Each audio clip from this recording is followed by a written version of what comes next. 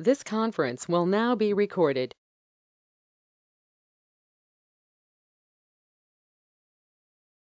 Hi team, welcome everyone. So let's start our today's session.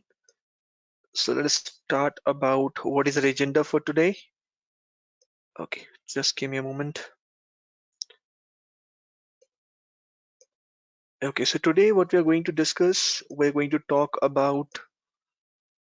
be talking about our SailPoint monitoring engine, where we will discuss on different topics from right from important configuration files that are important from the monitoring perspective. We'll also talk about differences between different logging mechanisms that SailPoint offers. And finally, we'll start our module one, that is application onboarding. So this is what we will discuss today. In our previous sessions that we have completed till now, we have discussed about SailPoint installation and patching. We have talked about a migration project setup of our service standard build. We also talked about different types of architectures, recommended hardware and software configurations, and we did discuss around the little bit on the configuration files pieces as well. So let us start. So again, if you have questions, make sure that you ask it on the chat window. Any questions that you have, please make sure that you utilize the chat window. And if you're not able to leverage it, you could unmute yourself and ask your questions as well. So SailPoint monitoring piece and some important configuration files. The first important configuration file, which we have already discussed in the past, is a file called identity extended hibernate file. This is the file that we talked about, identity extended hibernate file. Now, what are extended attributes? So first of all, we have to understand what are extended attributes. See, extended attributes drive your implementations, and they could be defined at different levels. So for example, right now, we're talking about identity level. So we are talking about identity extended hibernate file. Similarly, they could be at the role level. They could be at different levels. So similar extended files, hibernate files, are available throughout your configuration. Let us look at this particular piece.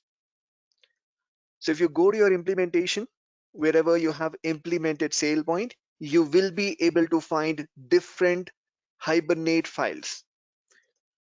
So if I go to Identity IQ, WebINF, and over here, the path of our identity extended file is under WebINF.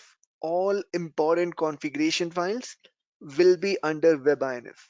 So this is under WebINF classes SailPoint object. So I will go to WebINF classes SailPoint object.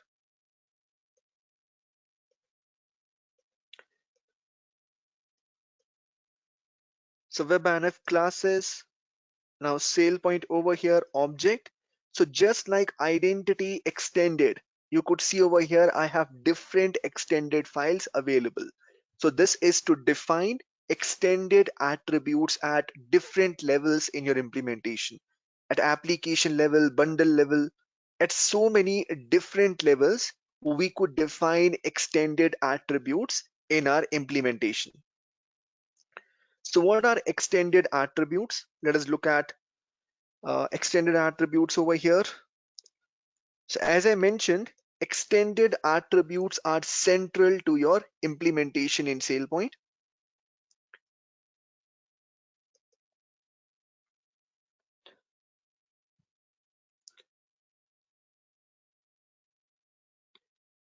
So extended attributes over here are used for storing implementation specific data about an object and can be defined for several object types in SailPoint.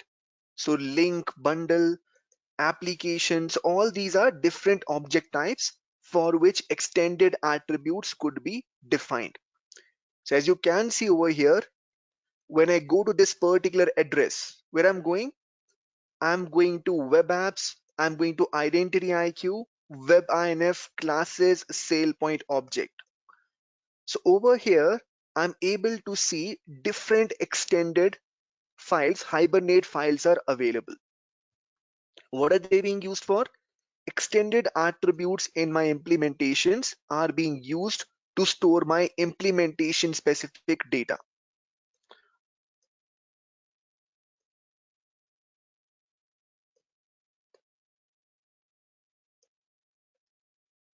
Okay, so first file that we're talking about is extended attributes. So what I talked about, that extended attributes could be defined at different levels in our environment. This is point number one. And for all these different object types, we have Hibernate files available in SailPoint where we could go ahead and add those attributes. So these extended attributes are leveraged by SailPoint to store implementation specific data about an object. So right now we are talking about identity. As we go ahead, we will talk about other objects as well. So right now we are talking about identity extended hibernate.xml file. See, when we install SailPoint, we get some standard attributes with SailPoint implementation.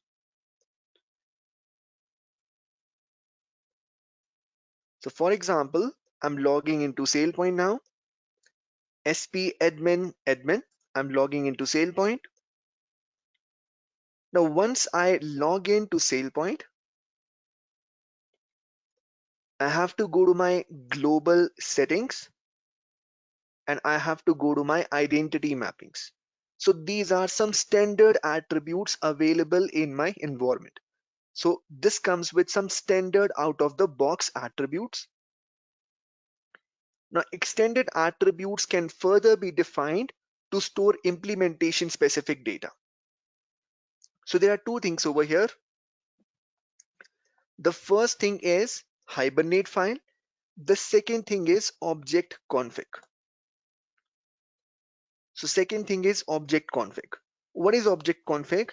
If I go ahead and go to global settings and I'm adding attributes from identity mappings, that will be stored in my object config. If I go ahead and add new attribute over here, it will get stored in my object config.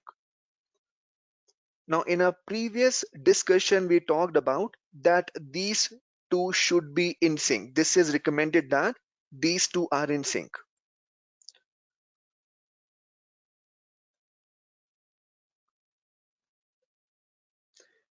So these two should be in sync. Now the process over here is quite simple. By default, this file, this identity extended file or any Hibernate file comes with some default mappings that are already provided. So for example, so this is my identity extended file. If I go ahead and edit it with Notepad++, you would see over here that some extended attributes are already provided. Some extended attributes placeholders are already provided over here. If I go down, so some placeholders are already provided in our environment. So by default, when we install SailPoint, this Hibernate file already contains some placeholders for extended attributes, for storing extended attributes. We said that we could raise it to a maximum of 20. We could define a maximum of 20 extended attributes like this. Now, if I have to go beyond 20, if I have to define any attribute beyond the limit of 20, I talked about that we would leverage a specific property called extended property accessor. So defining attributes beyond the limit of 20, you will have to leverage a property called extended property accessor. An example over here is shown below. See, by default, these attributes, these extended attributes that we are defining to store some implementation specific data. So by default, if we are not specifying an index for these attributes, you could see an index is specified. So if I'm not adding an index to these attributes, it means that these attributes are not searchable. Again, I would repeat, whenever we defined any extended attribute, we could add this index. What is this index? This index makes this attribute, this extended attribute, searchable. Now, making this attribute as searchable has advantages because this attribute could be used in analytics, could be used in reporting, and so on. But we also discussed that this is having a downside, and the downside is that updates to my environment would be slow. Updates to identity IQ would be slow because SailPoint has to maintain an extra index for these attributes. So whenever we define any extended attribute, we could also define an index, thereby making the attribute searchable so that it could be leveraged in analytics and reporting. The downside is that index maintenance slows down updates to identity cube. So whenever you define any extended attribute, you could add a index with that particular attribute. If I'm adding an index to that particular attribute, so now the attribute will not get stored in a club. So attribute will not be stored in a club, rather it will be stored in its own specific column in the database. So this is the advantage. If I specify index, if I'm specifying index over here, rather than getting stored in a club, the attribute will now get stored in a specific column in a database. If we do not specify an index, it will get stored in a glob, which is a large Java object.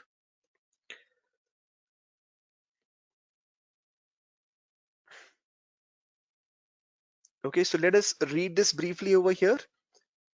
So it says extended attributes are used for storing implementation specific data about an object and can be defined for different objects in SailPoint, like identity, application, role, and so on.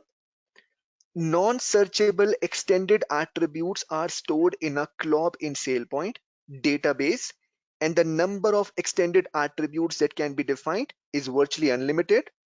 Why it is virtually unlimited?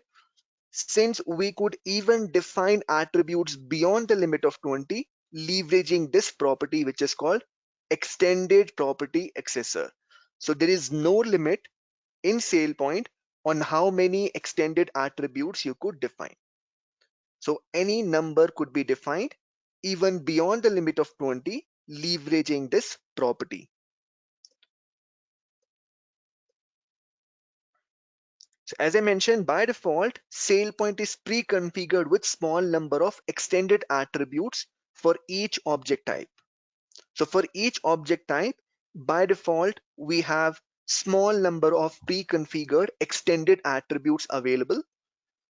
So for example, for identity, we have 10 extended searchable attributes available. Number of indexed attributes are 5 and total number is 10. So this is my default file. Total extended attributes that are defined are 10. 5 are indexed by default. So 5 will get stored by default in a specific column. Let us look at this.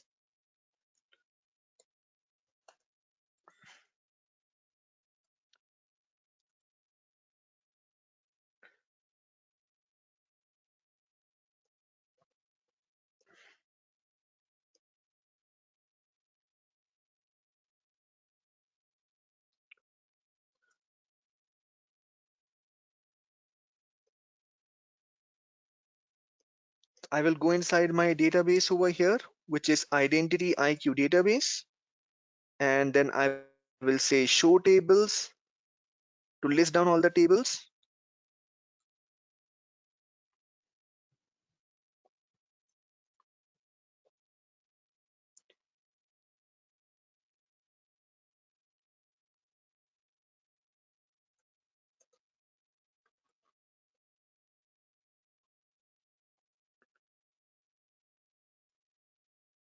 So this is my SPT identity table, which stores my identity information.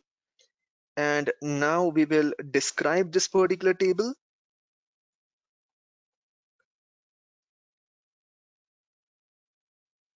So these are my different attributes available, and you would see over here named extended attributes that are defined over here.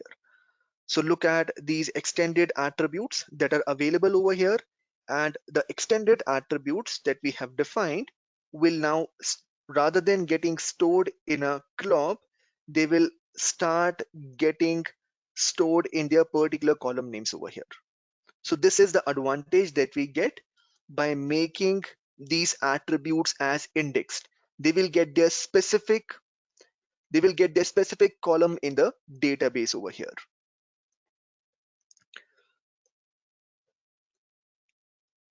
So what is the process of defining over here? Process of defining these extended attribute. We have a 3-step process if we would like to define any extended attribute in our environment. Let us look at those 3 steps over here.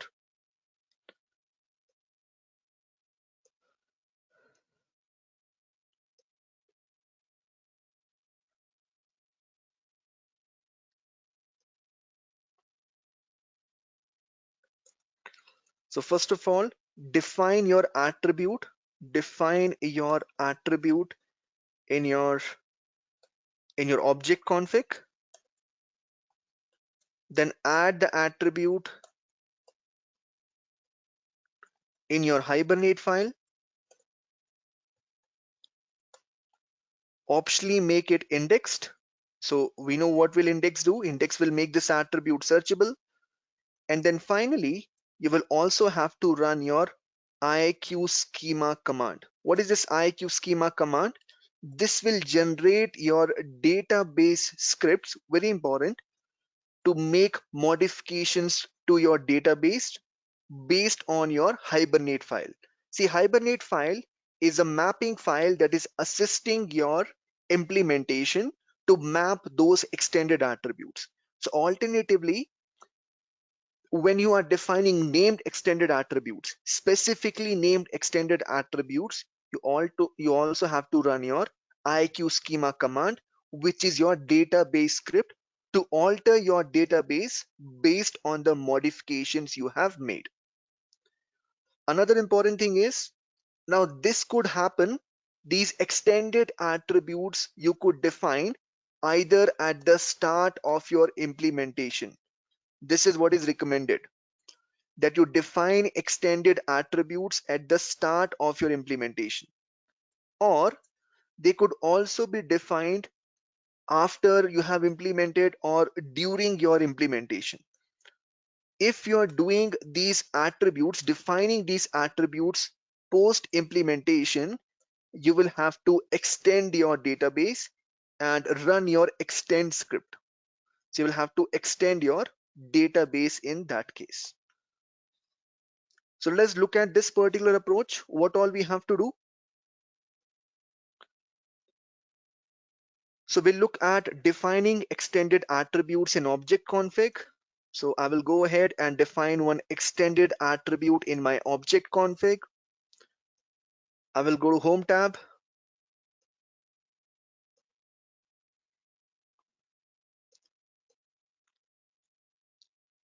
Go to Global Settings, Identity Mappings. So where I'm going to Global Settings, and we are going to Identity Mappings, where we could add a extended attribute. So I will say add new attribute, and I could add a new attribute over here. Any attribute I could add.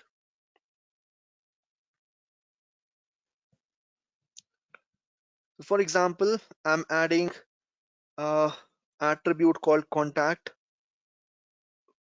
number.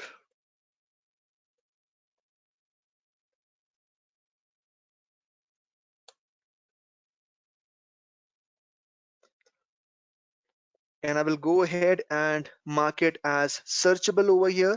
I'm saying this will be a searchable attribute. I will go ahead and say save.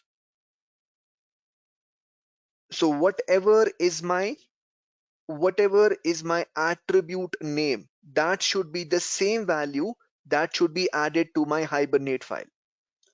I will open my Hibernate file over here and I will add this extended attribute over here. So over here, I will define one attribute. I will say this will be contact number.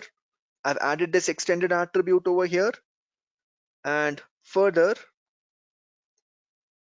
I will modify this index as well. So I've modified this index as well over here. I will save this particular configuration. After saving this particular configuration, so what I've done, first of all, I've modified my object config to define one extended attribute, to add some extended attribute over here. And then we have modified our Hibernate file and we are defining one index for this extended attribute.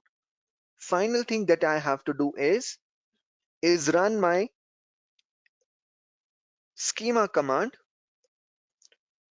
So that is my script that I have to run in order to make customizations to my database. So I will say IQ, and over here is my schema command, that is my schema file generator. Now remember, this time I'm doing post implementation. So I'm running my scripts over here, IQ schema, which generates my database scripts. So this generates my database scripts. And now I could go to webinf, classes, and over here my scripts would be stored in my database folder. So this is my webinf and database folder. So now over here my scripts are available that I could run in order to make modifications to my database over here, and then I could run those scripts over here to upgrade my tables. So these are my upgrade scripts created: upgrade identity IQ tables.mysql, and I could run this upgrade script in my environment over here. So I could log in MySQL -u root -p, again root, and source command point to my implementation over here where my script is located, and then run the relevant script over here that I would like to run. I would like to upgrade my database over here.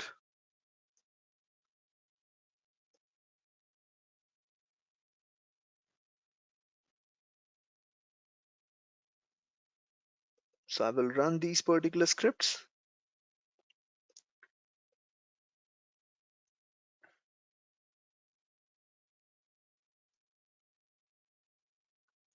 So this is the script I want to run: upgrade identity IQ tables 7.3 p1.mysql.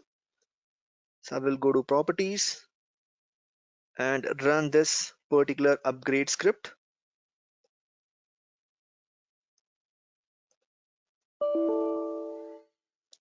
So this has modified my tables over here, and these extended attributes would now be taken care over here.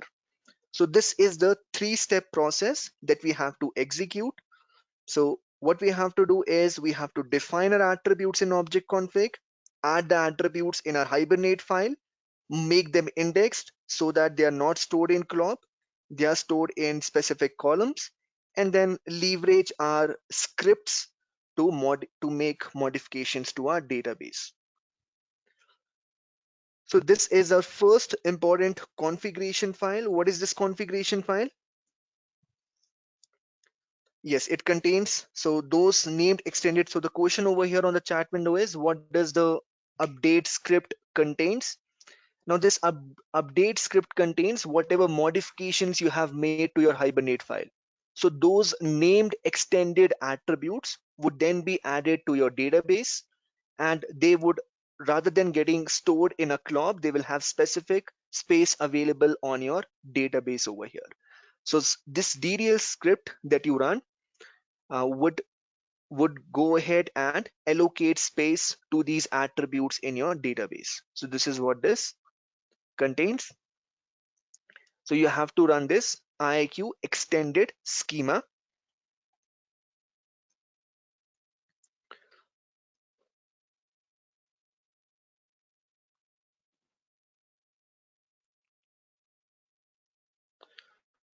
So it allocates the particular space over here, and just like you had IIQ over here, IIQ schema command, any so IIQ schema over here, so this one you would run over here.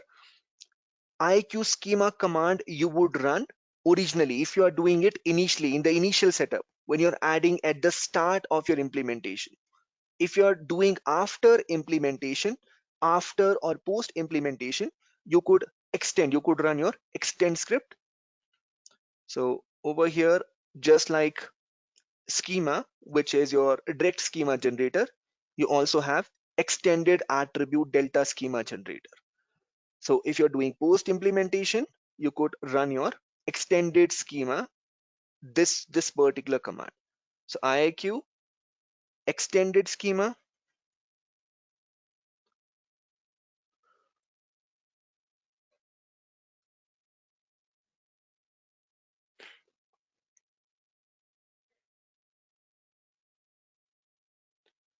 So now if I go to WebINF, if I go to database, and now you would see more scripts would be generated over here.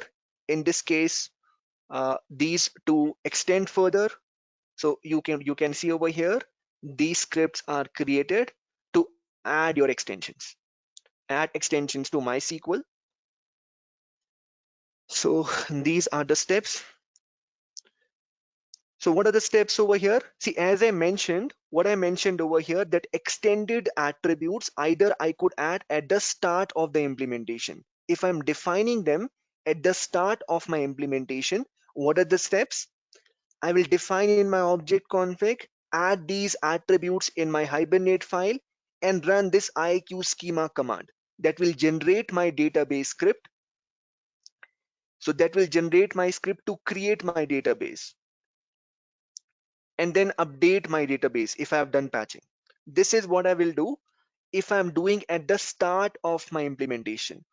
If I'm doing post implementation, meaning defining attributes, extended attributes after we have implemented, in this case, these steps remains the same. These steps remains the same. Only step that will change over here is this time you will not be running IQ schema command. You will be running IQ extended schema. So over here you have IQ extended schema that could add those extensions, database extensions to your database over there. So this is the only step change. So if this is done, now if this is done, again I could log into MySQL -u root -p root and leverage those extensions over there. So now source, and depending on the database that you have installed, you would be running your appropriate script. So if you're doing post implementation, now this script is created, add identity IQ extensions.mysql. You could also edit it and see what extensions over here. So now it is altering modifying table to add your identity level modifications or other object modifications that have been made. So defining any named extended attribute over here will be modified in this. So you could see over here, I have defined this contact number, added contact number. So it is creating a specific column for this contact number on spt.identity. You see, this is the table spt._identity table. So this contact number would now exist. So this is the modification being made. This is the alteration being made. So now I could go ahead and run this. Sorry, this is wrong. So source, point it to the particular location and run your alter script. So this is the script I want to run. I will go to properties, add extensions, and I will go ahead and add my extensions now. So these extensions, if not already made, would be made over here. All these, so if it is duplicate, it is giving me error. but these extensions are made now, and I could verify those extensions as well. So I could verify those extensions that have been added.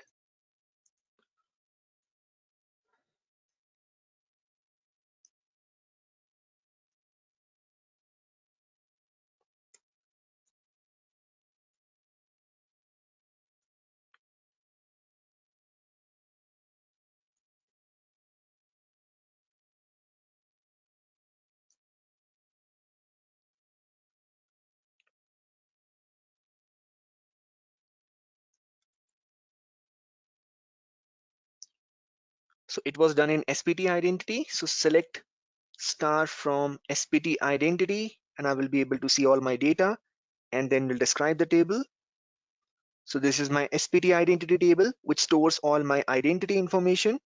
And once I do describe this particular table, I would be able to see my extended attributes added over here.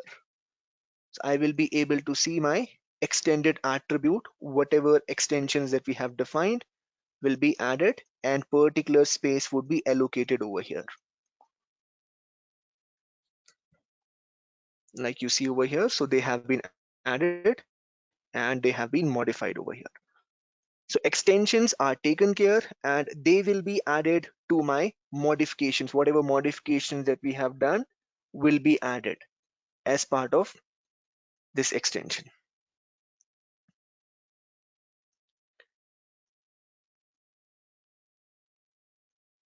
Okay, so I hope you understood this particular concept. So in this concept, we talked about modifying identity extended file and modifying your identity extended file, adding relevant attributes in object config. We also talked about indexed. So there are two things.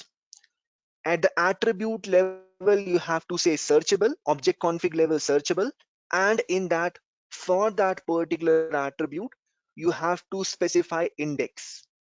So for that specific attribute, you also have to specify index.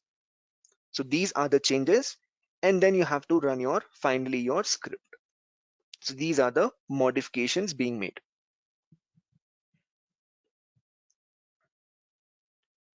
Okay, some of the questions on the chat window, could you please show the CMD screen once? Yeah, this is the CMD screen.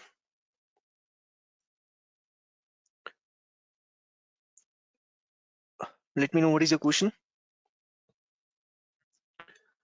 Okay, so what is there are more than one extended attribute? Similar process over here.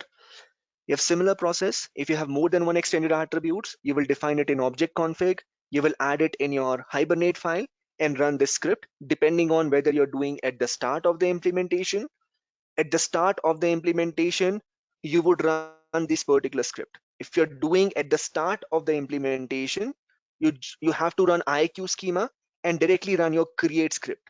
So this create script that will be generated will contain all your modifications that you have made to the Hibernate file. So you have to run IQ schema command. It would generate these database scripts that will contain the modifications. And then if you have done the patching, you would run the update script.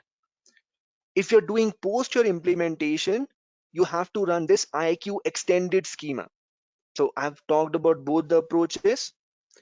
Again, I would clarify. So they could be done pre-implementation or post-implementation. Pre-implementation means when you are just starting out implementing SailPoint. If you're doing pre-implementation, the steps are similar. First is define in object config. Second is define in Hibernate file, relevant Hibernate file. If you're doing at identity level, identity Hibernate file. And third is running your IQ schema command. When you run this schema command, what it does, it generates database scripts. It generates DB scripts, and these DB scripts that are generated will contain your create identity IQ database script. Now this identity IQ DB script that is created, create identity IQ database script, this DB script will also contain extensions that you have done. So will contain your relevant placeholders.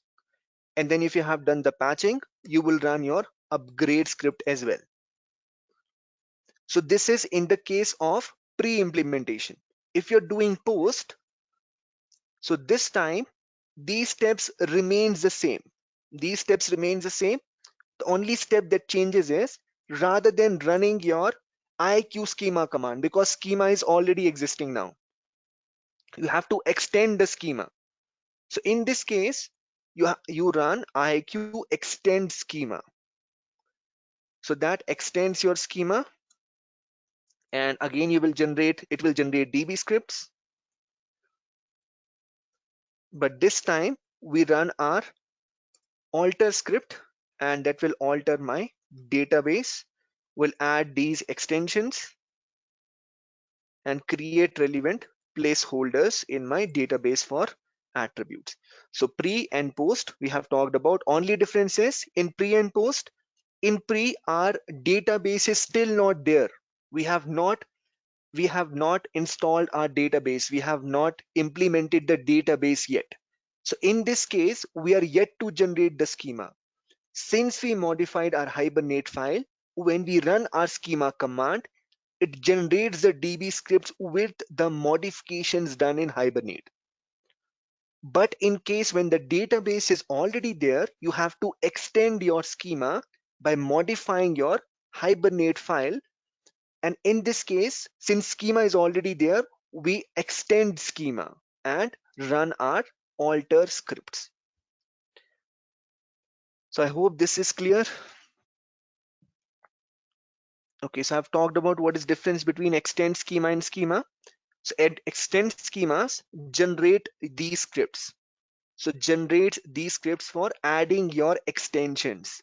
Your initial schema command is for generating all the different scripts by which we could update, create, modify database. So create schema, when you say, it generates all the database scripts. Extend schema creates your extension scripts. I've showed you the extension script as well, where we were able to see that these properties were getting added. These properties were getting added in our config, so that we were able to see. And what else? Any other questions anyone is having? Okay, so this is done. So do we need to update DB manually? Isn't that automatic? No, it's not automatic. You will have to update it manually. What are the steps involved to modify or delete an extended attribute? Okay, so for that, for deleting an extended attribute, you will have to make sure that you delete it from object config, you delete it from your Hibernate file, and then you have to manually go to your database and delete that particular column. So that is not automatic. If I'm adding extended attribute for the first time, should I run schema command or extend schema? Schema command. You have to run IQ schema command. For the first time, if you have not created your database yet, SailPoint database yet, and modified Hibernate file, you have to run your IQ schema command. In which case, when database is not there, when schema is not there, so then you have to run your IQ schema command. If SailPoint is already installed and schema is already generated, and then you are saying that you would like to add, in that case, you will have to run extend schema. Like in my case, I was running extend schema.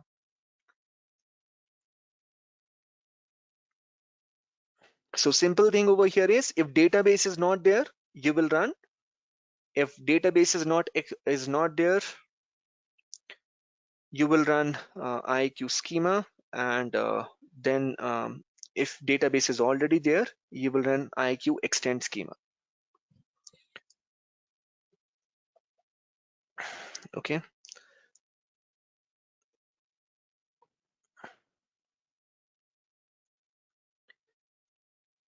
Okay, let's go ahead.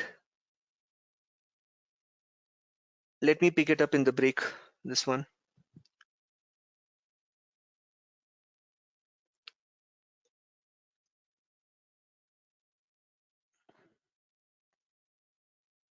Okay. So now next important configuration file we will talk about is your logging configuration file. This is the next important file that we will talk about. This is IQ configuration file. So first file was identity extended hibernate file.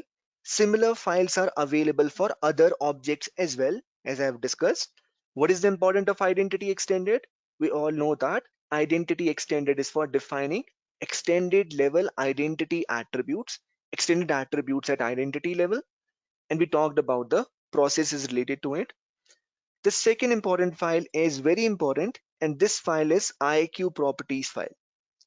So this file is a central configuration file in your environment, central configuration file that controls any external system SailPoint is connecting to. So any external system SailPoint is connecting to, these properties will be contained in your IQ properties file. For example, which database SailPoint is connecting to? What are your database properties? So all these would be contained where? In your IQ properties file. Similarly, if SailPoint, let's say, is connecting to any external monitoring system, so any external monitoring system SailPoint is connecting to, like say Dynatrace or any other external monitoring system, properties would be contained in IQ properties file. Similarly, it will also contain your key store details. What is key store?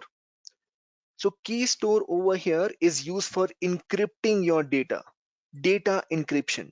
So for encrypting your passwords, these key store details are also present in your IQ properties file. Let us look at the location of this particular file. So this file, again, all your important configuration files are available under Web Apps Identity IQ WebINF. All things will be available under WebINF. So this time I'm going to WebINF classes and I will have my IQ properties file.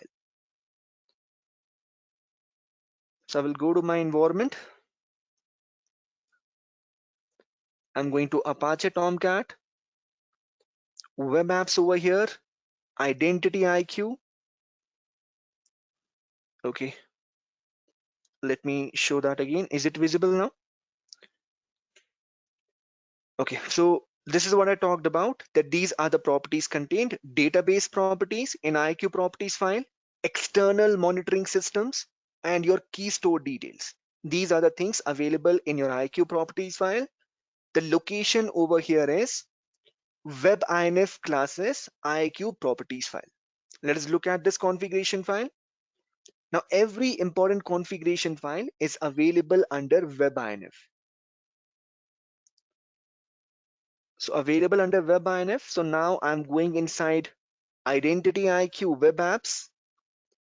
Now this is my WebINF folder, and over here I'm going to my specific location.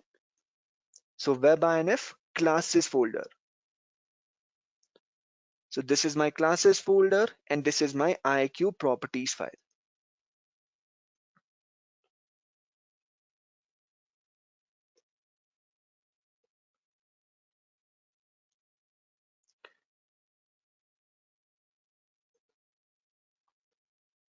So this is my IQ properties file. Now look at what is contained in this IQ properties file. It is talking about your data source. What is the maximum wait time? So these are some data source properties like maximum wait time, maximum active time, minimum idle time. It is talking about the current username, that is Identity IQ, and you can see password is encrypted. What is this one? One is the encryption key, and this is your encrypted password. Then over here, these are your data source URLs. So currently it is leveraging a MySQL database. MySQL is uncommented. So this is the database URL it is pointing to. This is the default driver it is leveraging. And since we are not leveraging Oracle, MySQL server, so all these are commented over here. So these are the database we are not using. If it is pointing to any external monitoring system, those properties could also be contained in this properties file. Further, it will also contain details of key store. What is this key store? This is leveraged in SailPoint for encryption.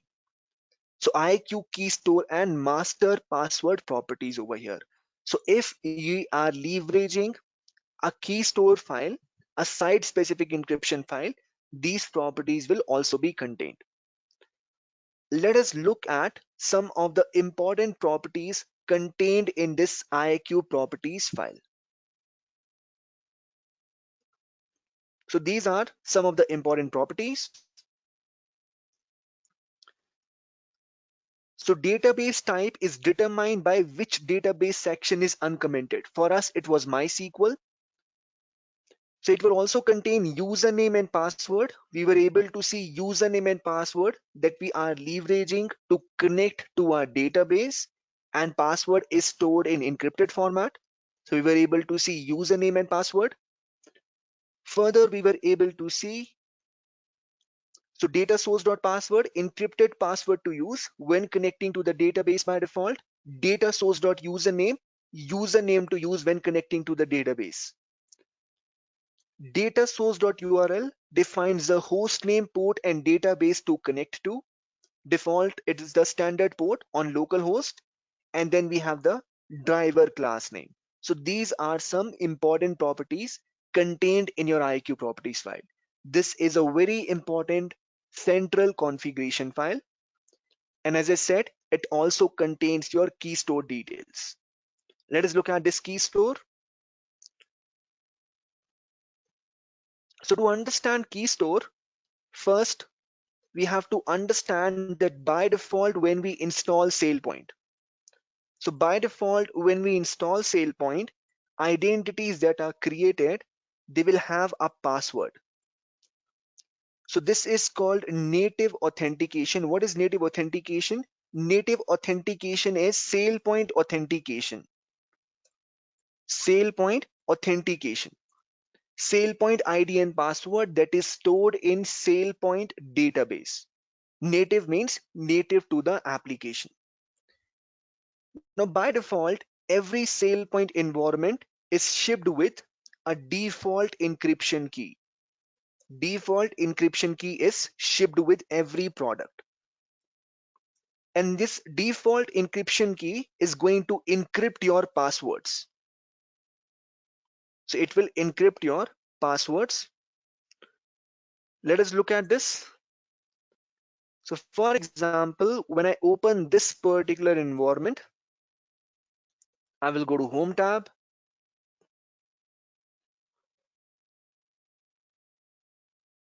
And over here, I would go to debug. I would go to debug over here. And in debug over here, I will open my identity object. Now these are the three identities present. Let me open SPAdmin. So what you could see over here, look at the password field. So password you could see is encrypted. This is an encrypted password over here. And one over here is the default encryption key. This one is nothing but an encryption key that is being used.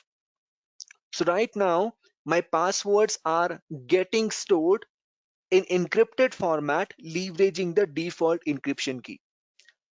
So when you install SailPoint for the first time, it is recommended that you use site specific encryption key. Otherwise, what is the disadvantage? All the customers, so for example, all the customers will have the same encryption key. Let's say you have one installation, some other client is having some installation, they are all leveraging the same encryption key. So this is not recommended, because generally you should have your own encryption key to encrypt your passwords rather than leveraging SailPoint default. So you have to generate your site specific encryption key to encrypt passwords. Could be application passwords, identity passwords, different passwords that are stored in SailPoint. So for that, we have to leverage site specific encryption key. Let's see how to generate this. So I will go to my command prompt again. I will go to IAQ, and earlier we used to go to our console or run the schema commands, schema and extend schema that we talked about. Now we will go into this console, key store console. So I will write IAQ and write key store, IAQ key store. So just like when you try to enter IAQ admin console, when you try to enter IAQ key store console, it will take time. And then over here, you have to list help. So this will tell you what all commands are available. Now this list is important because it will list the contents of the key store, whether currently you have a site specific key listed.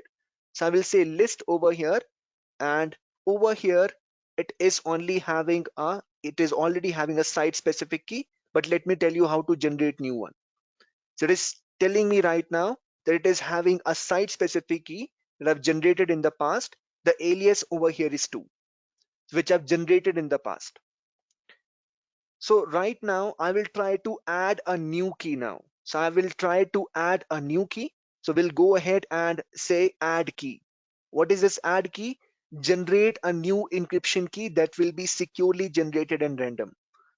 So I don't want to use a site specific key that is I don't want to use a SailPoint default encryption key. I would like to generate a new site specific encryption key. For that, I could go over here and say add key. So I'm saying generate a new encryption key. Yes, it is generating a new encryption key for key store now. So it is saying all application servers should be restarted for changes to take effect. We'll do that. We have another master key, that is the master password that would be used to re-encrypt the key store using the new master. So this master key is to generate, so is to leverage over here the files, these DAT files that are generated for encryption. Let us understand. So when I generate a new encryption key, when I generate a new encryption key in SailPoint, they will be stored in this particular folder, WebINF classes IAQ DAT. So WebINF classes IAQ DAT. So these are the two files. These are the two files that would be leveraged to decrypt passwords in my environment. So what I could do is I could further add a master password to lock these files as well, so that these master files also, this master password also should be rotated cyclically so that these files are secured. So we could also add another layer called this master password. Change the master password and re-encrypt the key store using the new master. So this master would lock the key store so that only the person having the environment having the master password should be able to access this key store if in case it goes into wrong hands. So we could say master. So I want to generate a new master password. Again, it would be random. It will not ask you what is the password. It would be totally random and would be stored internally in your DAT file over here. So configuration file over here for accessing your DAT file. So it is saying all application servers must be restarted for changes to take effect. So what we have done over here now, we have done two important things. We have added a new encryption key, and we have generated a new master password. So these are the changes we have made, leveraging what? Leveraging our IAQ key store. So leveraging our key store, we have generated a new encryption key, and this is site specific. This is totally random. So this will be site specific, meaning it will be unique from customers to customers. So site specific encryption key and generated a new master password.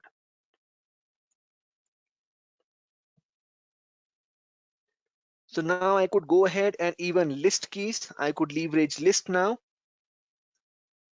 And now I could see a new encryption key has been generated. This 3 over here, this is generated over here. Algorithm is AES, format is raw, and this encryption key is generated. Now what I want is, I want to leverage this encryption key to re-encrypt my passwords. So for doing that, I will have to restart my application servers, go to Apache Tomcat, bin, shut down your application servers,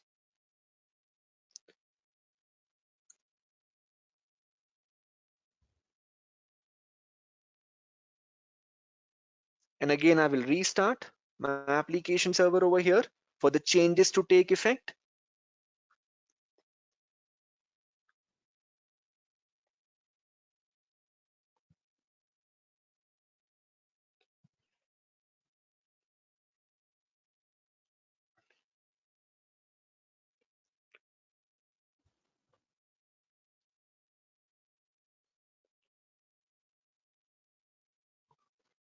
Okay, some of the questions on the chat window is, who can run IQ command from the server?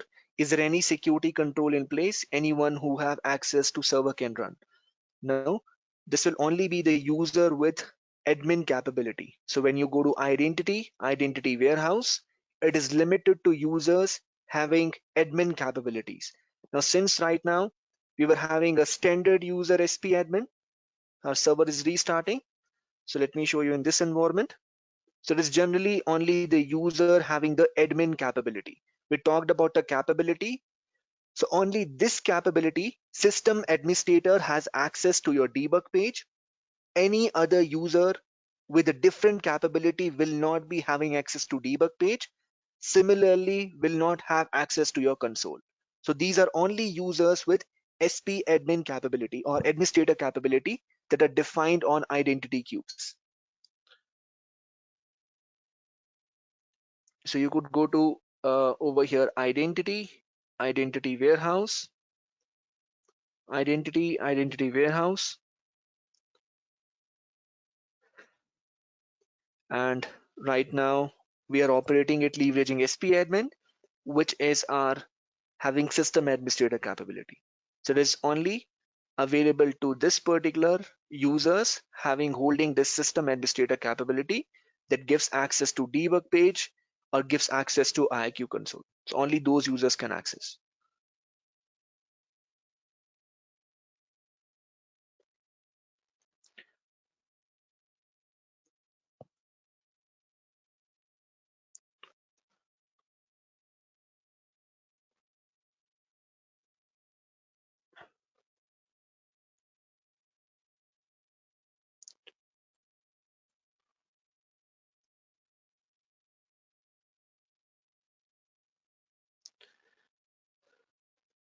So once these changes have been made, what you would be able to do, you would be able to go ahead and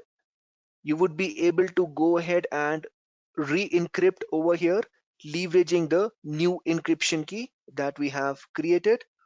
So that could be done.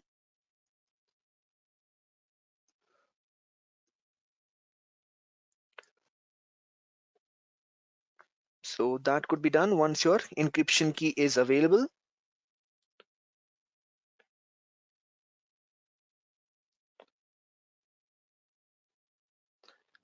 So any new user that you would create now would leverage the new encryption key, and then you could even go ahead and leverage a task. So you could leverage a task, and this task would be to further encrypt your environment with the new encryption key. So all new identities that would be created would leverage this new encryption key. But for existing identities, if you would like to migrate, you could leverage a specific task to synchronize your encryption key over here. So this is the task you could leverage in your environment. This is called encrypted data synchronization task. So this task could further be leveraged, that could change your configurations and re-encrypt your data based on the new encryption key generated. So this task could be leveraged. What is this task? You could go to setup task, and this task is available. This task is encrypted data synchronization task. What is this particular task would do? Encrypted data synchronization task.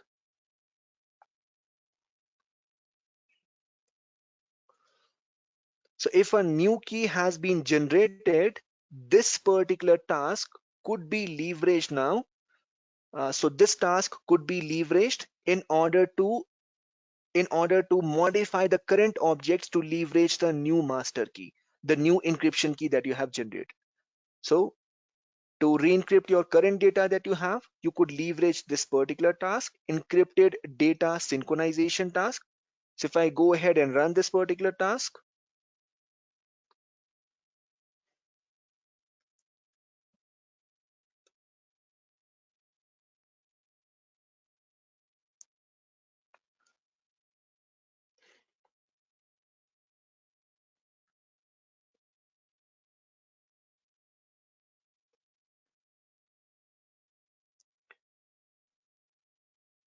so if I run this particular task now, all my data would now be encrypted, leveraging my new data. And now if I go to my debug page, I will open any of my object.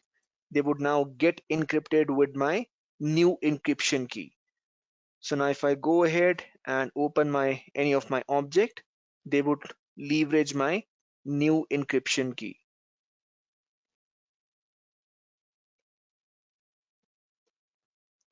So this is my identity object over here. And if I open this particular identity object now, and over here go to encryption, now it would leverage my new encryption key that is defined in my environment over here.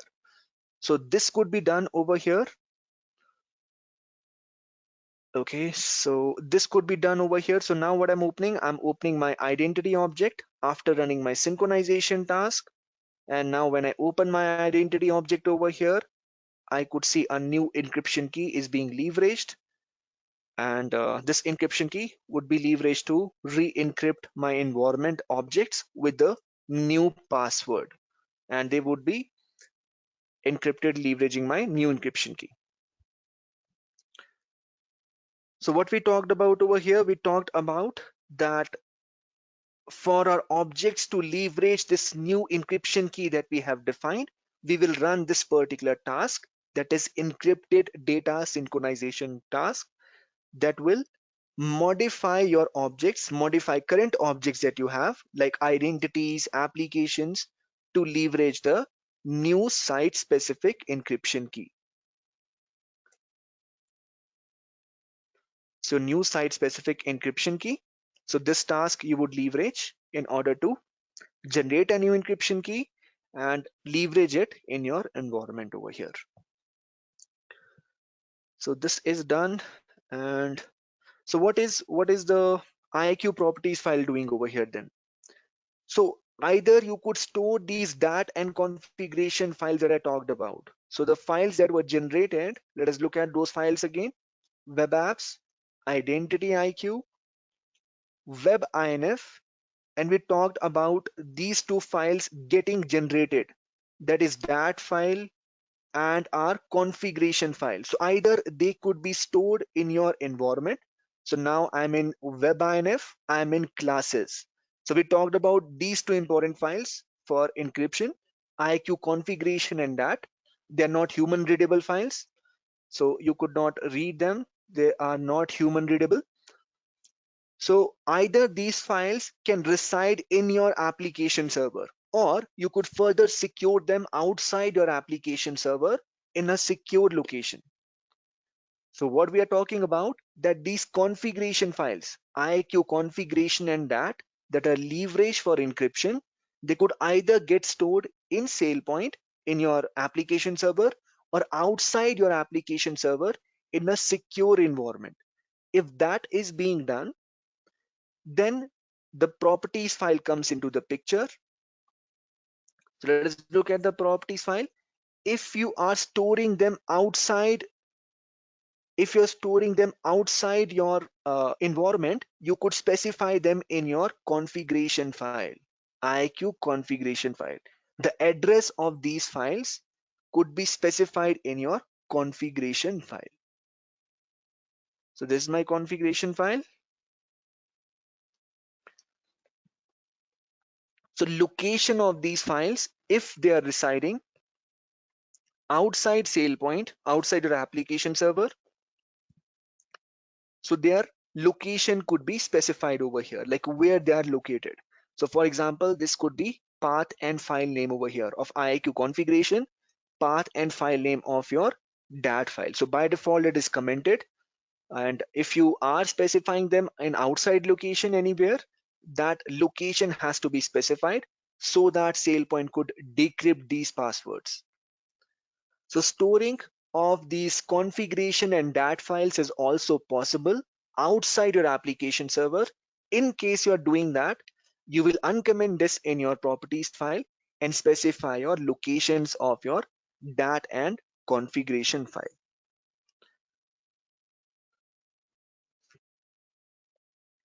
Okay, so this is all about encryption. Okay, so make sure. So what happens is sometimes we make mistake over here. The common mistake is by adding a new encryption key and generating a new master password, this would be applicable to all new objects. So all new applications, new identities that you're creating, they would be encrypted with your, they would get encrypted with your new password, new encryption key. But for old objects, you have to make sure, like I was running, for all your old objects, you have to make sure that you run this synchronization task. So this is a common mistake. Just by generating a new encryption key by leveraging key store and generating a new master password, this would be applied to all new objects getting created in SailPoint. Any new identity, any new application, but the objects that you have already created, like identities that you have already created or applications that you might have already onboarded, for modifying those to make sure that they are also re-encrypted, leveraging your new encryption key that you are generating. So new encryption key that you are generating. So for that, you have to run this particular task. So make sure you're running this particular job called encrypted data synchronization task that will modify your current objects with the new site specific encryption key. So what is the best practice over here? The best practice is, by default, as I said, when you install SailPoint, you will get a default encryption key with alias 1. You will get a default encryption key with alias 1. So something like this. So you have to make sure that whenever you start implementing SailPoint, at that time itself, you generate a new site specific encryption key for security reasons. Otherwise, anyone that has installed SailPoint would be able to decrypt your organization passwords, be it application passwords or identity passwords, since they are shipped as default. A default encryption keys are being leveraged. If you make it site specific, if anyone, so no one having, so anyone that is not having access to this configuration and dat file kept under web-inf classes will not be able to decrypt your environment passwords. So then your only role would be, from security point of view, to secure these two files that were generated when we ran that IQ keystore command. So these two configuration files were created, and only way to decrypt your passwords would be having access to these configuration and dat files. Now the common other question is, if I'm having a multi-host environment, say multiple UI servers, so do I need to keep it on every node? Yes, these two files should be kept in your every application server or every UI server. The reason is, the request could get routed to any of these servers which are looking at your fulfilling your UI requests. If you're doing that, it will make sure that passwords are decrypted by both your servers. So you have to keep it in all the nodes that are exposed to your UI requests. And again, one question on the chat window is the role of master password. The role of master password is to lock these configuration file so that only a file with that master password will be able to access this particular file. That is the role. So where in the server we have to keep these files? So when you run these keystore command, by default, they are kept under webinf classes. See, when I was running my keystore command, by default, they were getting generated and they were stored in this particular location.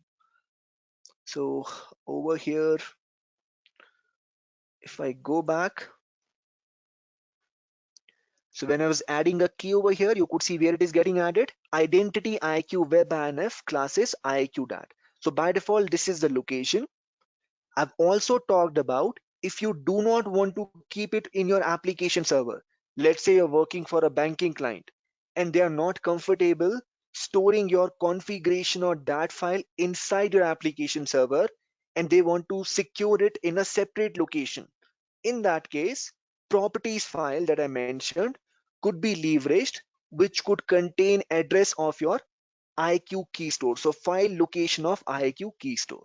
So if they're specified, if they're kept outside your environment, which is a case in, let's say, some clients where they are more concerned about security, so then properties file would be leveraged, specifying address of these configuration and dat files.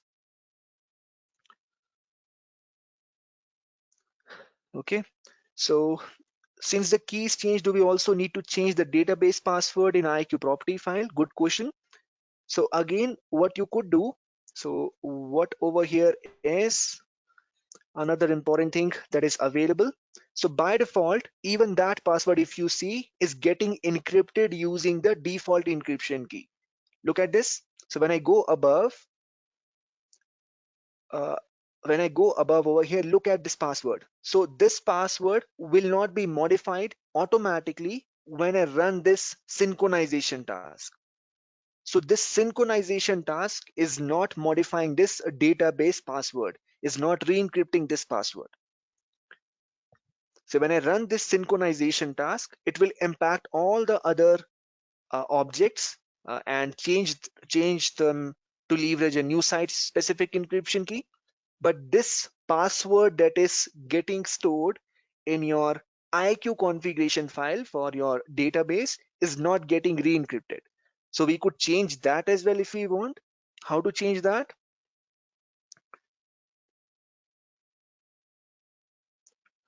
So to change that, I will say exit over here.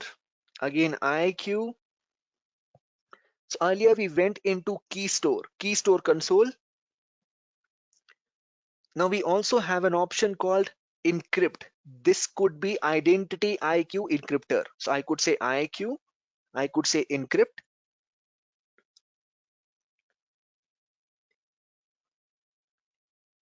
IQ encrypt, and then this is the usage. So encrypt string and key num over here. So I could encrypt also leveraging a specific alias over here. So that could also be done. I could encrypt any password over here leveraging my site specific encryption key. So I could change that as well. So I could change that as well if I want. So for example, let me show you.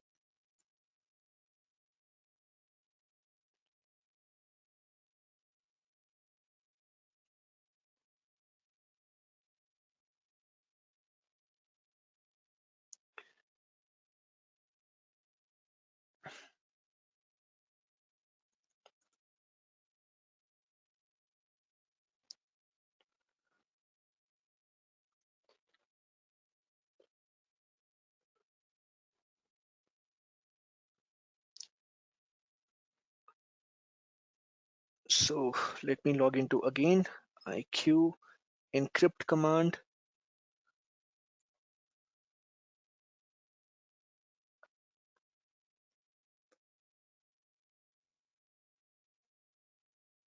So you could see over here, I have leveraged a site-specific encryption key to convert this password over here, admin, leveraging my site-specific encryption key.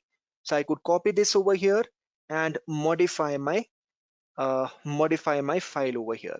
So this is, so my password was sp admin was my username, admin was my password, let's say. So I have modified, I'm saying convert this string and leverage this alias over here. This alias is my second encryption key, the site specific encryption key that we were using. So this could also be done, and then you could modify your IAQ properties file. So you could again modify this and leverage the site specific encryption key that you generated. Okay, so another question is, can we decrypt password using IAQ? So yes, we could decrypt that. Let me show you how you could decrypt. So you also get API documentation with SailPoint. So to leverage API documentation, let me show you where you could go. So we have this decrypt method available. So to go to your, you could say doc/javadoc, and over here, this is your API documentation. So I can go to SailPoint API, SailPoint context over here. So this is the context that we talked about, is available everywhere. And one of the methods available over here would be decrypt. So let me show you this method. So this is decrypt over here. So I could also decrypt an encrypted string over here. So decrypt method is available. So I would further leverage it to decrypt my password. So this is available in your SailPoint context. And this context, as I said, is available in every rule in SailPoint. So this context that I'm talking about is to interact with your SailPoint database. So leveraging, so this is what encryption and hashing is different. Encrypted password could be decrypted as well, leveraging your decrypt method that is provided.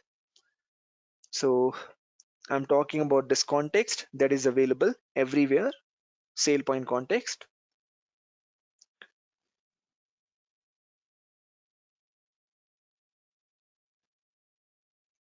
So I talked about no matter which rule that you write, you will have two arguments that are always available. One is log, second is context.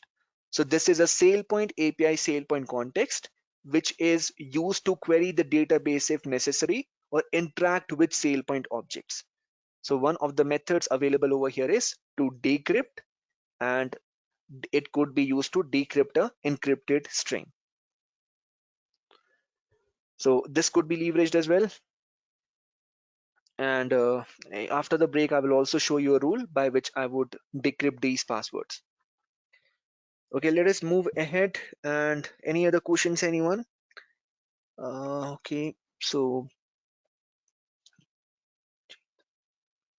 just it changes the encryption key which we would use for decryption, but it doesn't change the current password, right? No, it does not change the current password. It is just re-encrypting them, leveraging the new encryption key. Passwords are not changed. Passwords are the same, but they are just being re-encrypted, leveraging your new encryption key.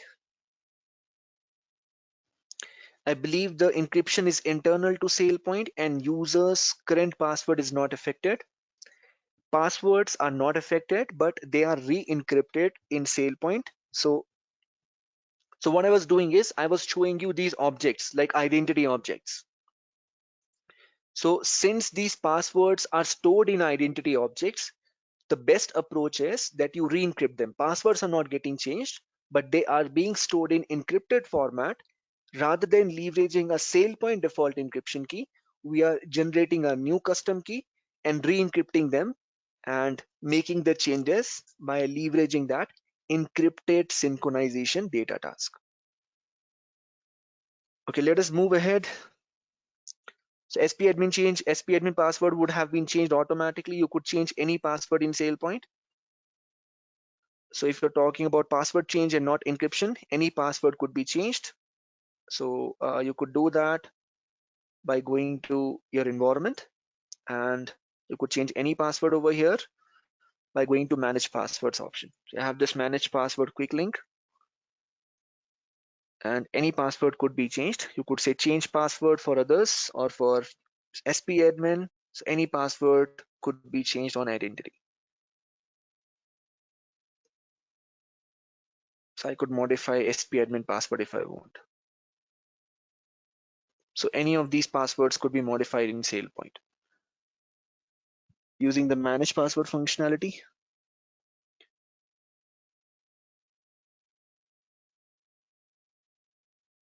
Okay, let us move ahead. The next important file that we will talk about, so we have talked about two important things till now. We have talked about extended file, we talked about IQ properties file in encryption. The third file, the third important configuration file that I will talk about is about logging, log4j. So what is log4j? So log4j in SailPoint is leveraged for logging purposes. It is a Java package that SailPoint leverages for logging. So we have talked about two important configuration files till now. First was extended Hibernate file. Second was our IAQ properties file. Now we are talking about log4j. So this is leverage for logging in SailPoint, and this is nothing but a Java package. Java package that is being leveraged for logging in SailPoint. So where to see this? So when you go to your environment, you have to navigate to debug page. So go to your debug page, and once you are in debug page, go ahead and click on this gear sign and screw sign over here and go to logging over here. So where I'm going to debug page, and after debug page, I'm going over here in logging capability. So this will give you a server file path of the current log4j properties file that SailPoint leverages. So this is server file path of the current log4j properties file SailPoint is leveraging to log in the environment. So where it is located? WebINF classes log4j properties. As I mentioned, all important configuration files are under WebINF. So I will go to this WebINF, and this is my log4j properties file. So this is a central file which is controlling logging information in your environment. So we'll open this particular file and paste it over here. So this is my central logging file. So over here, the most important line is your root logger, log4j.root logger. So what is root logger? Root logger is logging happening at root or for your entire environment. Global configuration for logging. So the most important line is log4j.root logger. Now you see two things over here. One is error and second is file. So what is error? What is file? See, error is at which level logging should happen. At which level logging should happen in your environment. And these are the different log levels available. So let me show you the severity of these logs.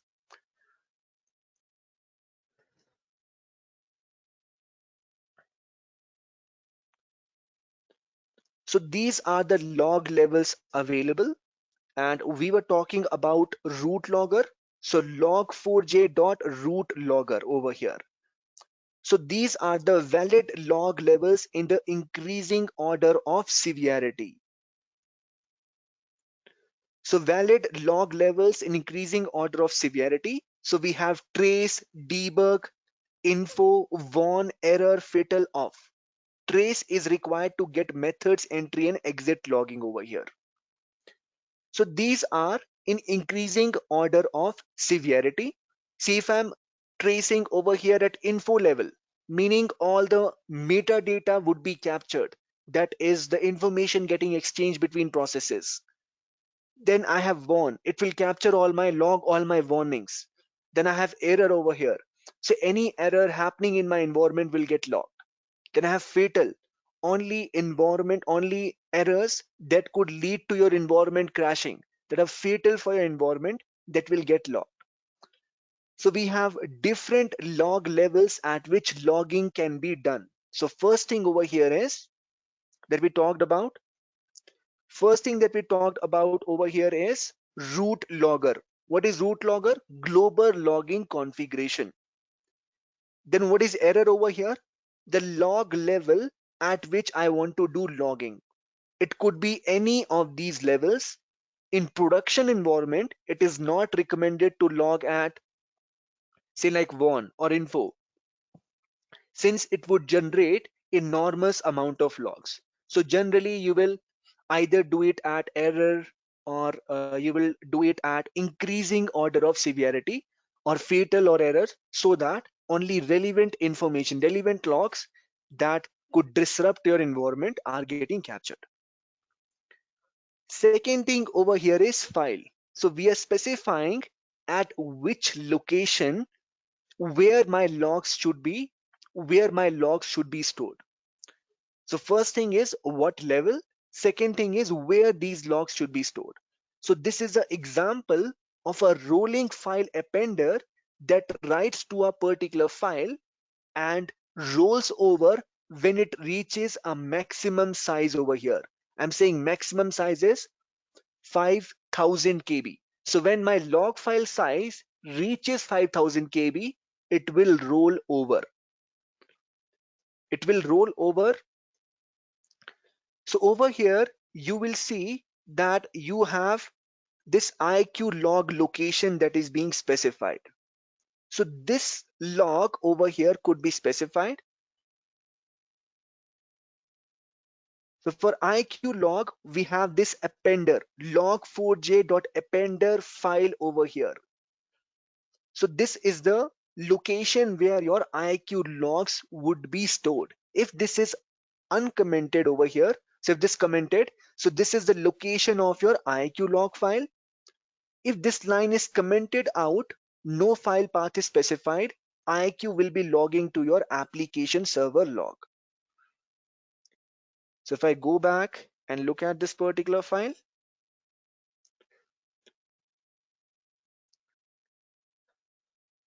so you could see over here, this is, so if I do Control F, so this is my file over here. And you could see over here, currently we are saying that this is the location where my IQ logs should be stored. Where my logs should be stored. Here I was specifying at what level, and they should be stored in a file. Over here we are specifying, so this is the specific index for your IQ log. As I mentioned over here, this is for your IQ log, log4j.appender.file. So we are specifying over here where our logs should get stored, and we are creating a rolling file appender. What is rolling file appender? So this rolling file appender will write to a particular file like we are doing. We are writing our IQ logs to a particular location, particular log file. We are saying when it reaches a maximum size, it should get rolled over, and these are the maximum backup index, 10 backup index, or 10 backups I would like to maintain. So in your VM environment, all my logs as per my configuration would get stored in this particular log file. So when I go to logs, this is where I am storing my logs, and you could see multiple trailing logs are getting created. So when it reaches a maximum size of 5 MB or 5000 KB, they are getting rolled over. So you could see over here, I could see what is in my these logs. So all my logs, IQ logs, are getting stored over here, which we would be leveraging to see what is going on in our environment. So different logs we would be reading as we go ahead in our implementation. And as we could see, they are getting rolled over.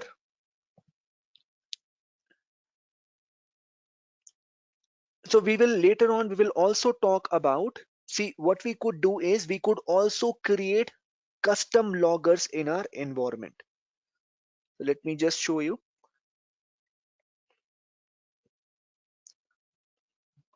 So first of all, understand what logging is. Logging is, it will give you a detailed description of what is happening in your environment.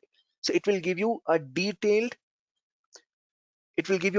description. When I say description, what parameters are being passed, what is the error, everything would be listed. So this is the most detailed analysis available. So parameters being passed, any errors being captured, everything would be available over here in Log4j, which is a Java package for logging. We talked about different log levels over here in increasing order of severity. We also talked about that we could create a rolling file appender that could roll over my logs if it reaches a maximum size. And this is a central configuration file that I'm talking about, Log4j. So if you receive any errors in your environment, now since we are already done with our preview class, we know about different components. So if you go down, if you receive issues related to anything in your environment, SailPoint has already identified classes and packages that you would log. Look over here. So for example, it is saying trace this package for UI related issues. So they are already specified in your central configuration logging configuration file. The only requirement from your end is you will uncomment those and you will start logging if you get issues related to a particular component. Similarly, it is saying trace this package for problems related to any IIQ application. Trace these classes for issues related to aggregation. If my aggregation task is failing, if my refresh task is failing, trace these three classes. So which means for different processes, SailPoint has already identified the classes and packages that I need to log if I'm getting issues related to these components. So only requirement is that you come to your central logging configuration file by looking at the server file path in your UI and then modify your configuration over here depending on what you want to log. Let me show you another important thing over here.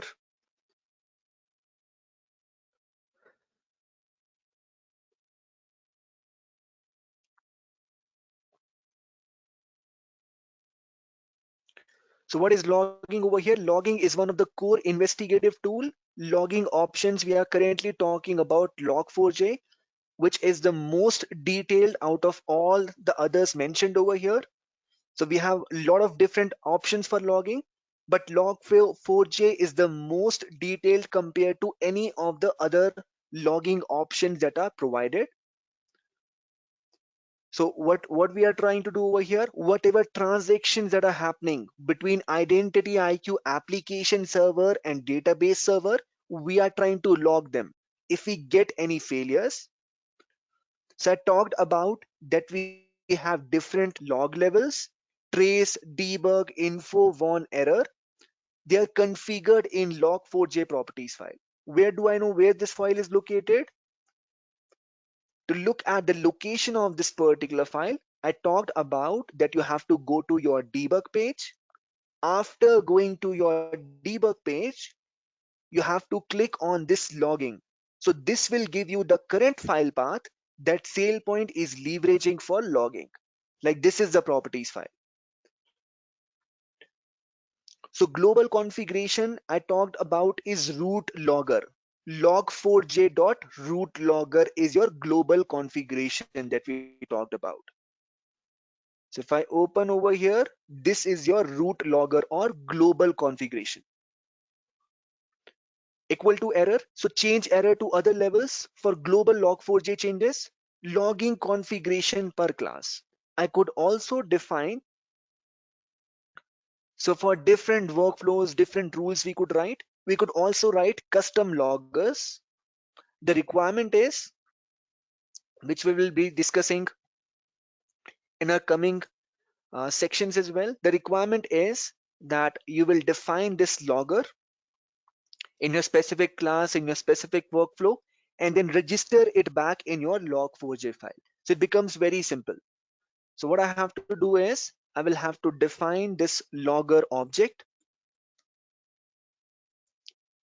and in my specific workflow or specific rule, and then I will have to re-add it in my log4j configuration file, which we will be doing in our coming classes. And this way we could control at which level I would like to log. I could decide where to store these logs. So all these changes could be made, and I could log for specific classes, specific workflows. So all that could be done. So all that could be done. And as we go ahead, we would also introduce custom logging in our some of our processes.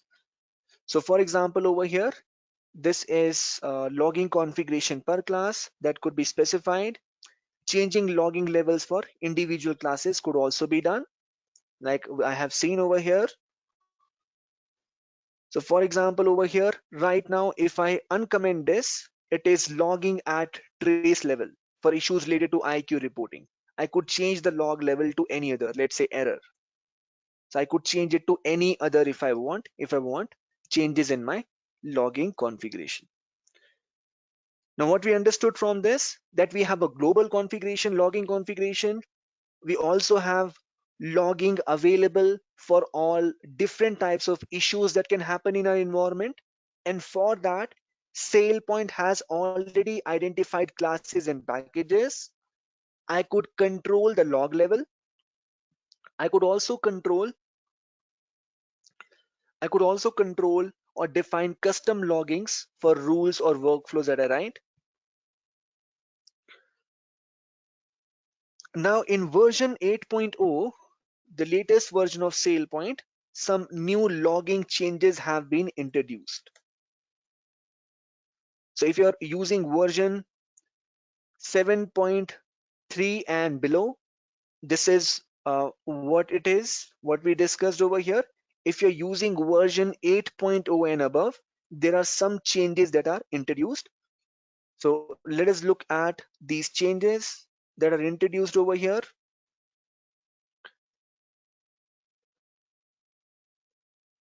So again, I will be sharing all these files over here. So first of all, over here, uh, this is no longer shipped. Log4j properties, which is shipped by default until 7.3, is no longer shipped. You will get another file called log4j2 properties file. So the 2 digits is nothing but a file name. So you will get log4j.2 properties. Till version 7.3, you will get log4j.properties. So there is only syntax changes over here. In log4j2 properties, the syntax is different from previous log4j. It comes with more extensive logging capabilities.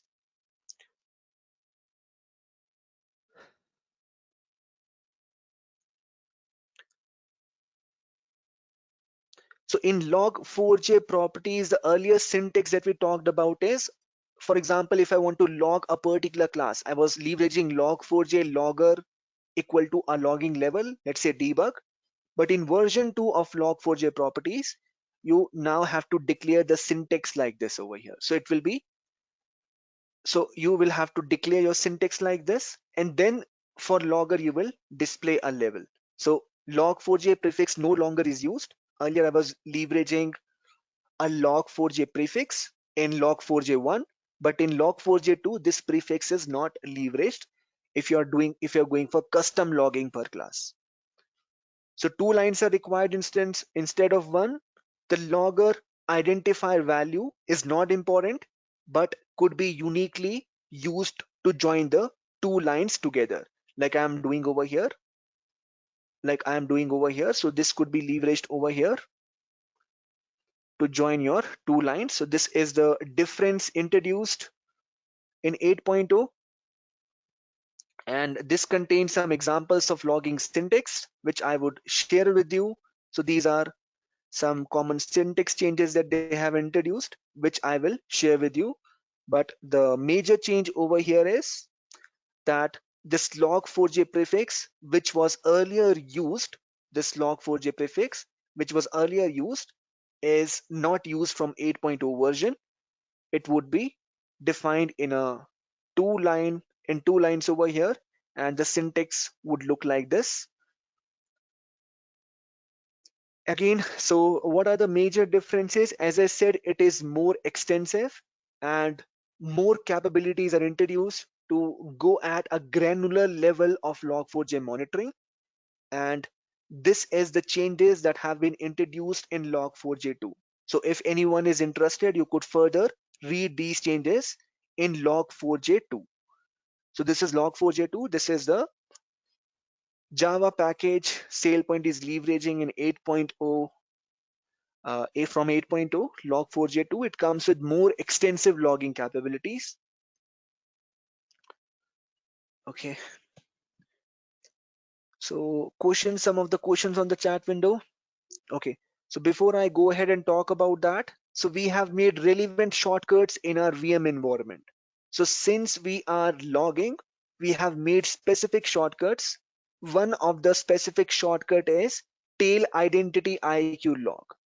So I spoke of that we would be capturing log, leveraging a log4j configuration files, and leveraging this shortcut, we would be monitoring our SailPoint logs that are getting generated in our environment, and what could be the error of different different failures that we are receiving in our environment.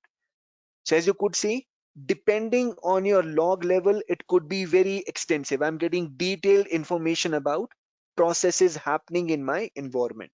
So this is very extensive, will be very helpful in debugging issues in our environment. So this is the most extensive mechanism available.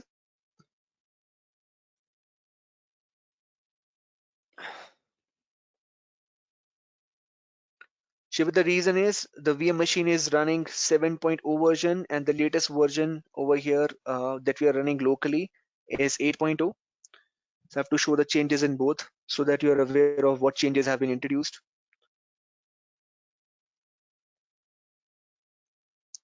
So can I specify different log levels for different SailPoint objects? Yes, this is completely possible. So for any class or any operation, you could go for different log levels. So different log levels could be specified. So for example, in some we are doing error, in some we are doing trace. So this is possible. You could go for different log levels. Okay, can I go for more than one level? More than one level is really not required since they are in increasing order of severity. When I say increasing order of severity, so if I am say at a more generic level, let's say I'm going for let's say info level, or I'm going for let's say debug level, it will capture all warnings, all errors, everything would be captured. So more logs would be captured, and you will have to search for specific warnings. You will have to search for specific errors. So they are increasing order of severity. When I go from increasing order of severity, it becomes more specific. So for example, when I'm logging at error level, it is only looking at capturing errors in your environment. When I go for fatal, it is only looking for specific errors that could crash your environment. So if you want a more generic, a more more generic level, you could again decrease the severity. You can start say logging at debug info, then you will get everything happening in your environment. But in production environments, this is not recommended since a lot of information would be generated and real information that you are looking at might get lost, and so many logs that would be generated. So generally you will keep it pointed to error or fatal depending on your requirement. The more appropriate question over here would be, can I have more than one log4j file? Can I have more than one configuration file? So sometimes what organizations want is to have more than one configuration file. So for example, log4j, more than one log4j configuration file. So yes, this is possible. So let's say in one configuration file, you are, for all the objects you are doing at trace level. In another configuration file, log4j configuration file, you are doing at error level. So this is completely possible. You could maintain multiple configuration files in your server. Which configuration file SailPoint will pick? Whatever is mapped in your server file path. So whichever configuration file is mapped in your server file path, this is the one which your SailPoint would be leveraging for logging. So this is the server file path, the server file path log4j properties file. This is the file SailPoint would leverage for logging. So you could maintain multiple log4j configuration files. Let me know anyone is having any question.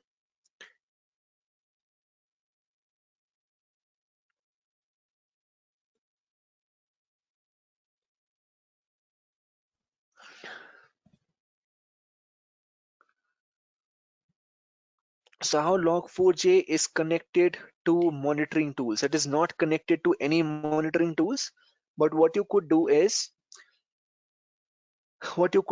like, say you have an external monitoring tool like Dynatrace. So whatever is getting logged, let's say you want to do some event management on that.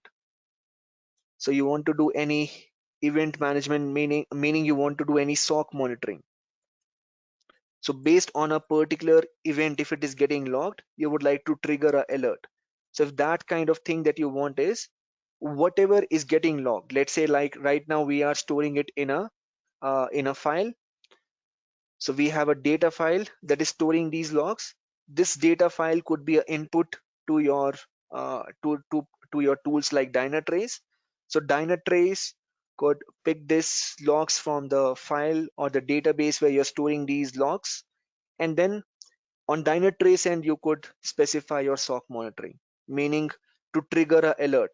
So for example, I want to trigger a alert based on if anybody logs in from my admin ID. So if everything is getting logged, depending on which levels, these could be declared on your monitoring tools, Dynatrace, and wherever you're storing logs, that could act as a feed for tools like Dynatrace or other popular monitoring tools. But SailPoint in its latest version is also providing some capabilities in event type, a lifecycle event type, and one of the new lifecycle event type that they have introduced is alert, which we will discuss. So even SailPoint is working on to improve its SOC monitoring. So they have introduced a new lifecycle event type, which you will find in versions from 7.3 and above, called alert, which is again leveraged for SOC monitoring. Could be leveraged for SOC monitoring.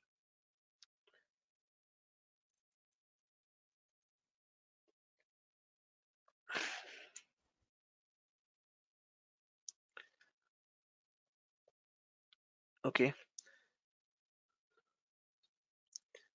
Yeah, so there are multiple monitoring tools, and similarly, you have Slack is another monitoring tool just like Dynatrace. So you could even leverage Slack to monitor your uh, application application logs, or you can monitor app reviews. So all those could be for security and compliance. Slack is being leveraged, similar to Dynatrace.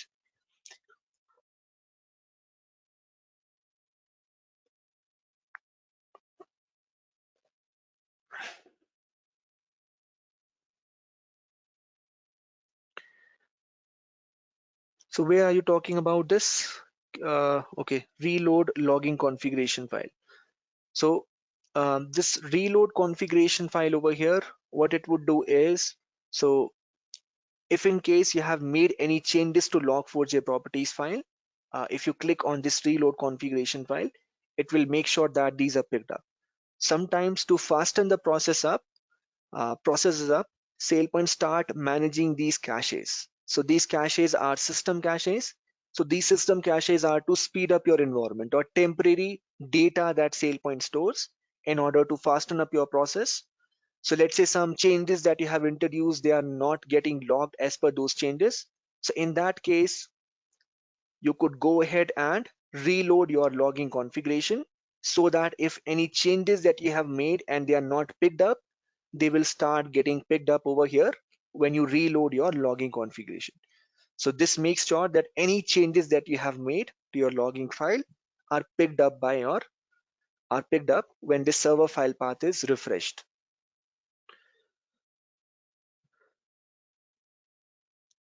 Okay. So next thing we are going to talk about is syslog. So we talked about log4j. The next monitoring tool that is available is called syslogs. This is again called system logs. Now system logs are generally very good for initial analysis. So when you are facing a particular problem in your environment, it is very good for initial analysis. So generally for your L2 team, or let's say L3 team, when they get a specific error in your UI, something failed, or let's say while opening a particular object, you're getting a particular error. So system logs could also be enabled. Just like log4j, we have severity level that could be decided. And again, you could view them in analytics. The advantage is you have to view them in analytics, unlike log4j, for which you will have to give your server access. So the disadvantage of syslogs is the stack trace that would be available is only available for specific requests. So not all requests will carry your stack trace. Stack trace is your complete trace of what has been or what went wrong with that particular process. Each incident is assigned a new incident code by which we could search in analytics. Let us look at this, where we could configure syslogs. I will go to my home tab. So now we are talking about syslogs. I will go to global settings, identity IQ configuration over here. Now after going to identity IQ configuration, go to MISC tab over here and you could enable syslog, and you could decide at what level you have to log fatal, error and warn. Again, in increasing order of severity. Fatal are that could crash your system, fatal to your environment. Then errors, all the errors of the system logs getting captured. Warn is all the warning. So depending on severity, whatever you would like to log.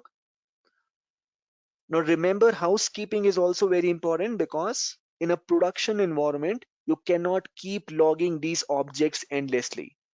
In our log4j, we did this by creating a rolling file appender. So when we talked about log4j, we were maintaining 10 indexes. So 10 indexes we were maintaining, and we were creating rolling file appender, meaning which that I am only keeping the latest 10 indexes, and I was creating a rolling file appender. So this was optimizing my logs. Similarly, for syslogs over here, I could specify a retention period, days before they would be deleted. So I'm saying 10 days they would be deleted, and then we could have a task, and this task is perform maintenance. So this is, as we discussed, is a maintenance task in our environment. So when we talked about a task, we talked about this maintenance task. So depending on your configuration, whatever you have set in your retention, it can prune or delete your syslog events. So what you could do over here, you could configure a retention period. So define a retention period in your settings over here. So I'm saying retention would be 10 days. If 0, it means they should never be deleted. So I'm saying they should be kept for 10 days. And then we are specifying a retention period based on which my maintenance task or housekeeping task, this housekeeping task called prune, could prune my syslogs over here in my environment. So depending on my configuration that is being set over here, depending on my configuration that is being set over here, my syslogs will get pruned. So where I could see syslogs done, I could go ahead and see them in Intelligence, Advanced Analytics. I could go to Intelligence, Advanced Analytics.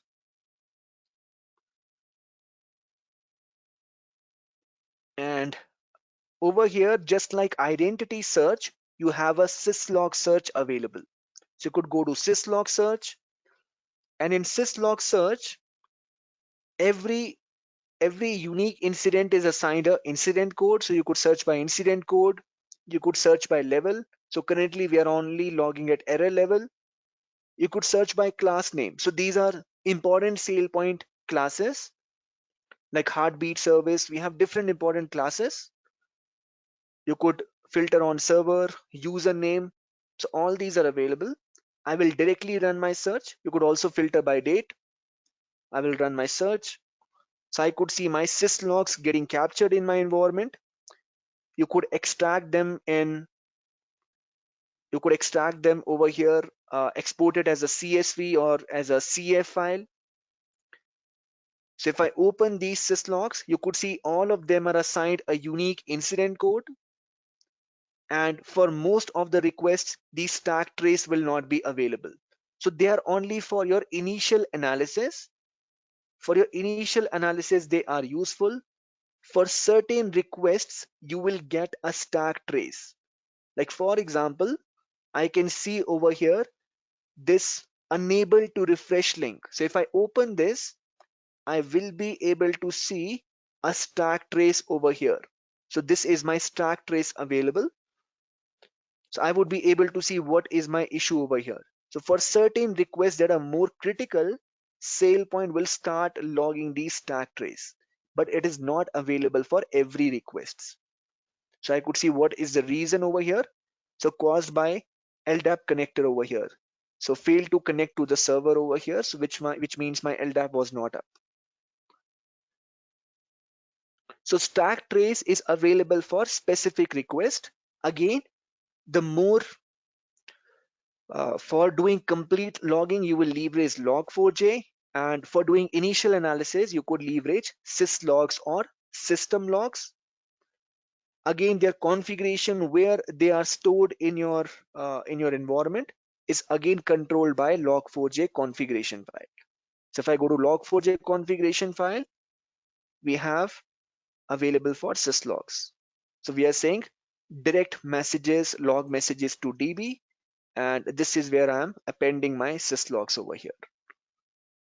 So where they are getting stored, again, I can specify a file path if I want. If I don't want to log them into DB, I could specify a file path.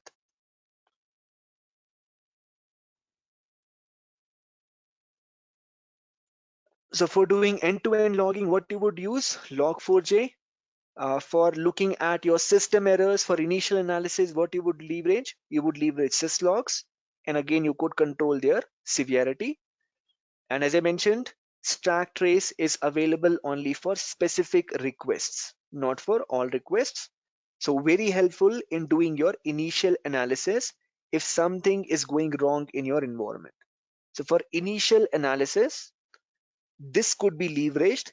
And after you find a specific issue, let's say in my syslog, I'm getting a lot of UI related issues. So I'm seeing a lot of UI related issues. So I could see over here that there is some problem with my UI. So in that case, once I have done my initial analysis of syslog, I could go to my log4j file and look at which is the package available which I could further track for my UI related issue. So I will uncomment that and start logging at a particular level for my specific issues related to UI or related to any particular component. So do your initial analysis from syslogs and then accordingly control your log4j configuration file for doing targeted logging. So this is syslogs, and where you would see syslogs by going to advanced analytics syslogs tab.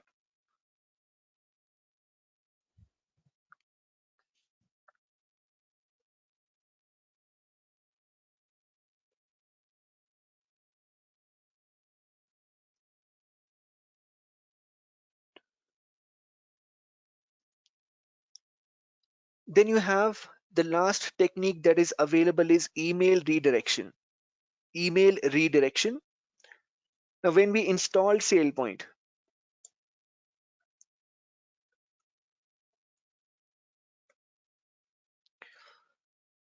give me 5 minutes, I will pick up your questions.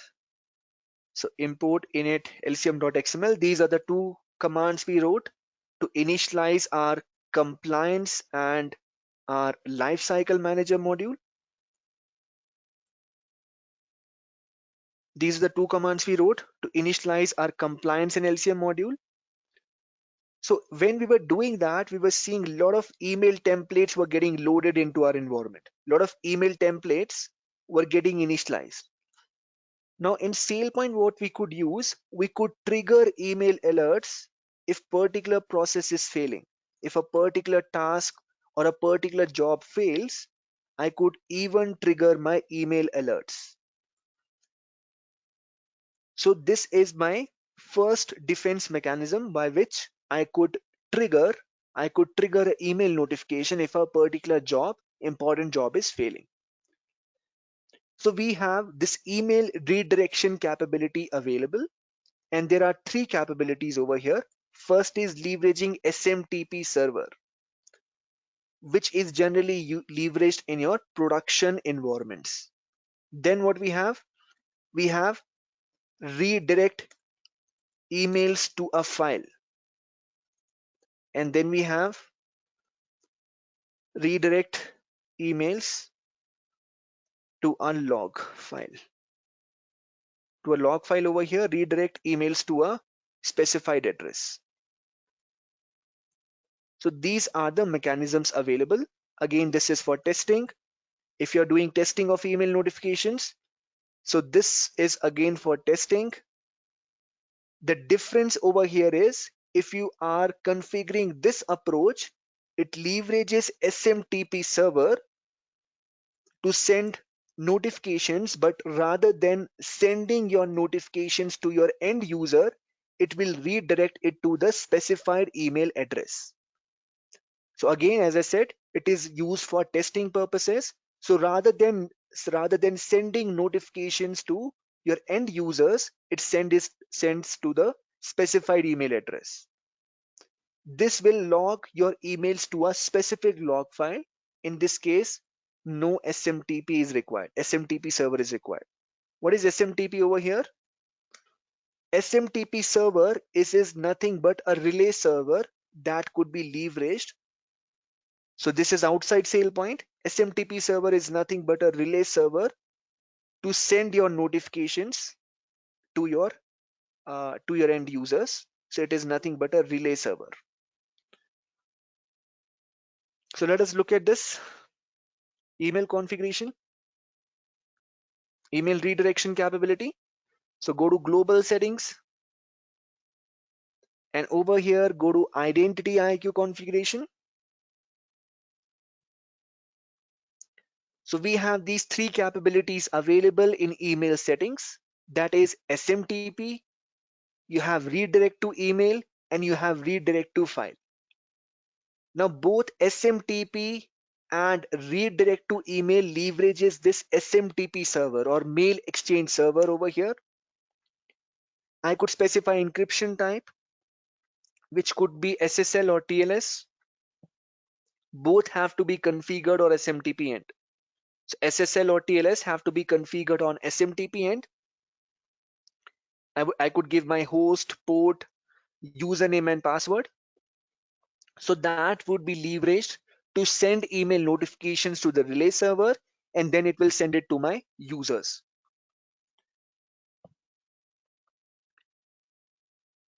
So this is my server route path, and for sending out different notices. So SailPoint, what it does, it sends out these email notifications, which could be alerts, which could be notifications that some approval is pending, or some reminders, some escalations.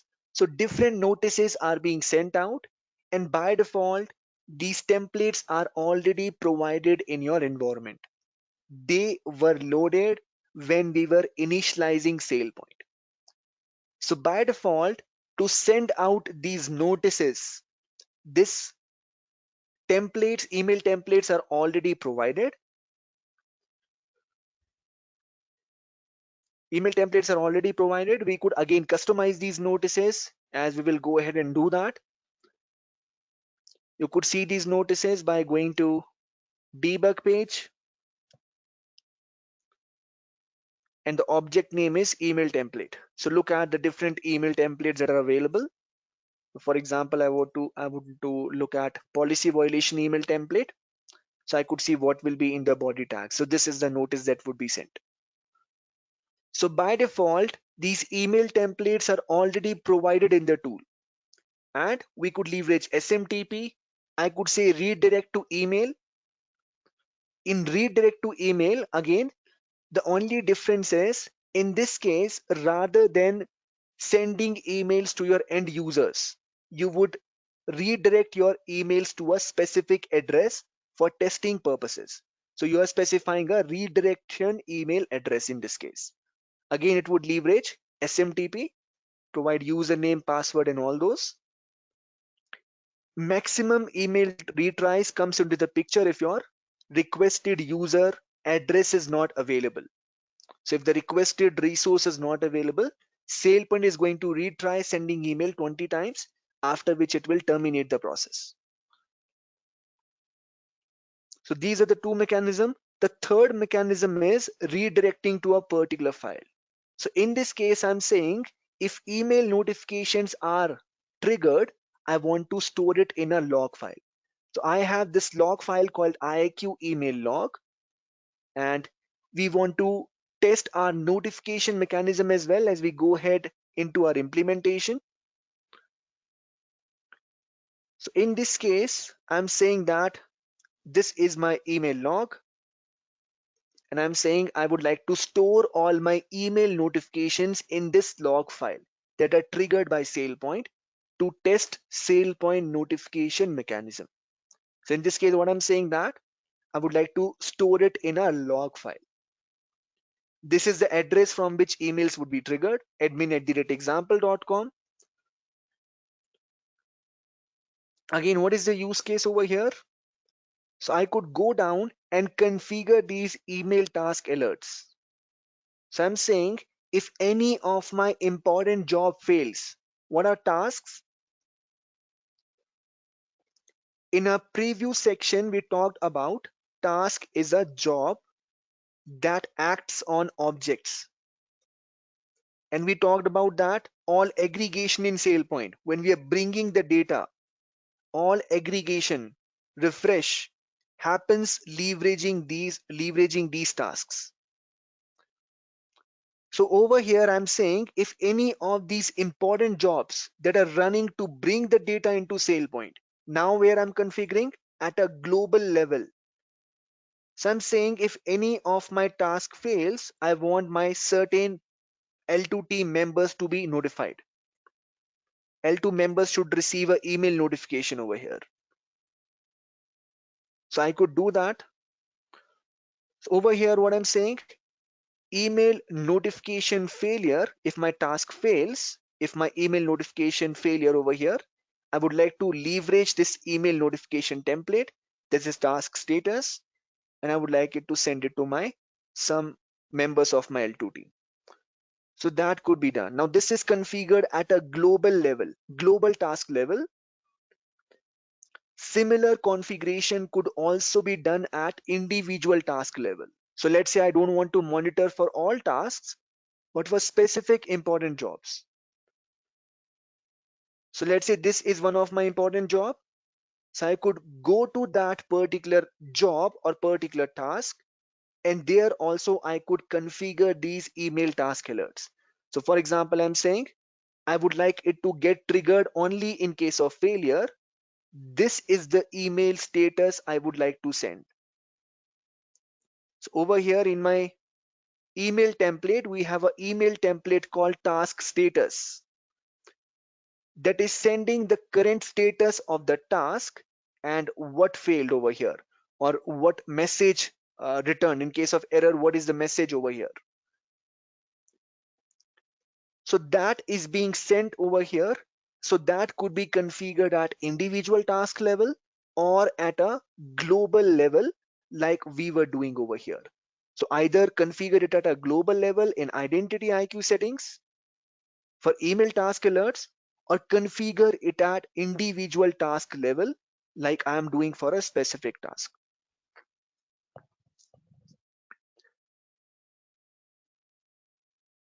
And your server root path is also configured. That is your address of your base implementation. So server root path is configured. So this is my server root path. So the root path of my server, including server name and root directory. So that is specified over here. So we talked about email redirection. Okay, some questions on the chat window. Okay, so can we configure Splunk or any other external log repository? So yeah, you could configure any log repository if you want. SailPoint also provides data getting logged on specific data sources. So that is available, but you could go ahead and do it on any log aggregator that could make sense of the logs. So any could be used, but you could also leverage any of these. So some of the activity data source collectors are these that are that could be leveraged for logging activity data, but any of these could be specified.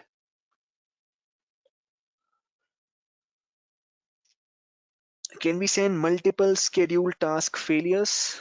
Uh, please explain your question. Multiple scheduled task failures. What do you mean by multiple scheduled tasks? So you're saying if a task is scheduled, you want to trigger a failure email, failure notification. Is that your question? Okay. So yes, that could be done. So any task over here. So for example, let's say on this task, we configure these email task failure alerts. So on this particular task, we have configured that if in case this task fails, I would like to trigger notifications. So I could schedule this particular task in my environment, right click, I can say schedule. And for example, I'm saying run it daily. So I'm saying schedule daily. So if on a daily basis, when this task is running, if this task schedule task now, so it will become a schedule task now. So now I'm saying schedule daily. So I will go to schedule task and this task is being executed. So this task is now leveraging this template, the template that I opened earlier. So any time that this task is failing, it will trigger my notifications to the specified users. So scheduling a particular task would lead to that task running in a scheduled manner in your environment, but the parent definition is being leveraged. The task definition is being leveraged where we are specifying to trigger alerts. So it will trigger alerts in case my task is failing in the result. So this would get triggered automatically. So yes, it would be for scheduled failures. Not in the same email. So for example, we are saying that it is running daily. For example, I was specifying that this task should get executed daily. So daily it will run once. If the task fails, if that task is failing, let's say your aggregation job is failing, your people would be notified over here. Not in the same email, it will trigger every day an email notification if in case of failure. So whenever on whichever particular day this task fails, it will trigger a email notification. If I say always, it means every day, whether it is failing, whether it is successful, I want to trigger it every day whenever it executes. When I say failure over here, I'm saying whenever this task fails, then only trigger my alerts.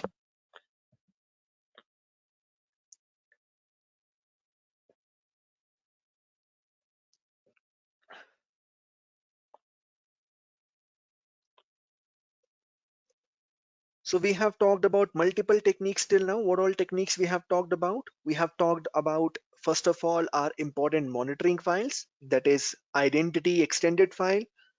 We talked about what changes have to be made from object config end, from Hibernate file, and the database changes.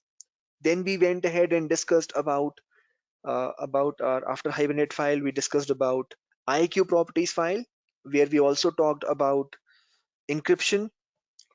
Then we further talked about generating a site-specific encryption key. Then we talked about logging capability and syslogs, and now email redirection. Then we have auditing. So auditing in SailPoint, auditing should not be confused with logging or say syslogs. So logging and syslogs were for looking at the errors that are getting generated or any issues in your environment. So when I talk about Log4j, we talked about that it is the most extensive mechanism available for logging. Then we talked about syslogs, which is not that extensive, could be used for initial analysis. But when I talk about auditing, the purpose of auditing is not to do say error monitoring over here. It is not that. The purpose of auditing over here is for compliance. So when I say audit, we are looking for events that should get captured in our environment. The purpose of auditing is more focused towards compliance or auditing, for auditing your environment to look for specific events that should be captured with minimal information or minimal parameters.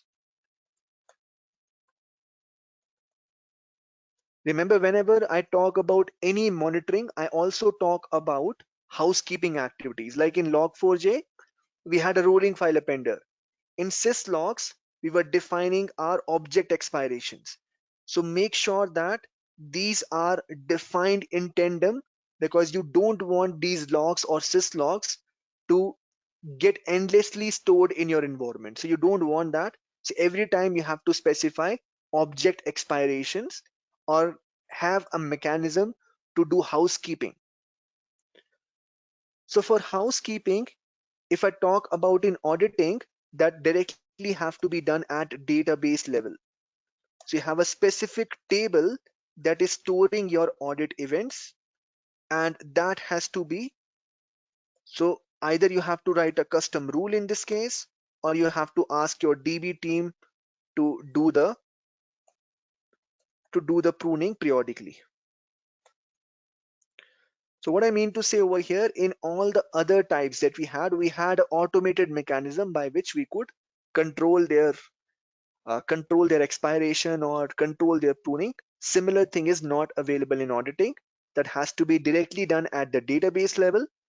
So generally, when you work in production environments, you will have a dedicated database team, or the SailPoint team itself will have access to database. In that case, you will have to directly prune this specific table that is storing your auditing events. Let me show you that. So I will again log into my environment over here, my database. So initial, we talked about that for every object, we have a table in SailPoint. For every object, we have a table. So if I say show tables, so one of the table that is available to us is for audit event. So one of the table that is available to us is for audit event.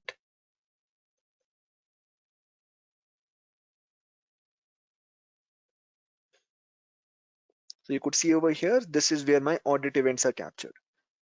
So make sure that for this particular table that we have for audit event, right now I think it would be empty.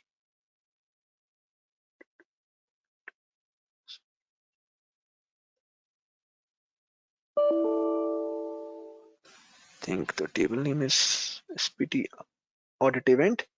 So currently this table would be empty. It will not contain anything. So audit underscore event. Okay. It is audit underscore event, SPT underscore audit underscore event.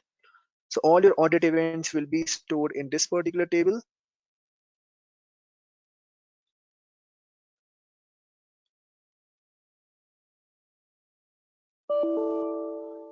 Okay, select star. Just let me look at the table name once.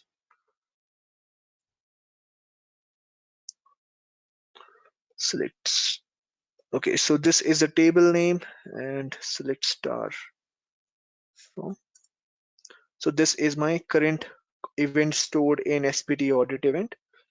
So you could see number of events over here. So we have to make sure that this is systematically pruned.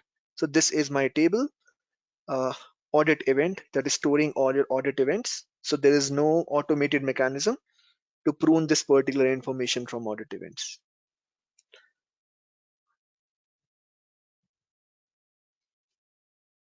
So what we have in SailPoint, we have an audit configuration available. Let me show you this audit configuration.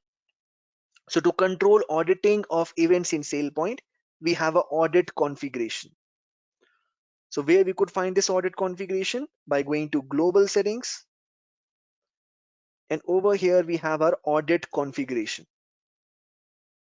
To control for auditing events in SailPoint, so have it by default at 3 levels: general actions, identity attribute changes, and class actions.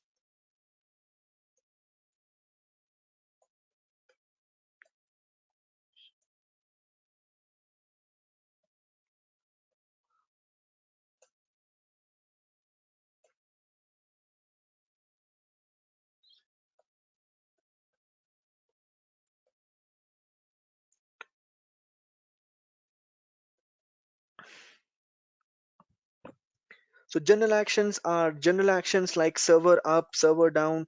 So I would like to create an event whenever my service is up or server is down, or let's say identity is created, updated, deleted. So for any general action, I could have a audit event generated in my environment.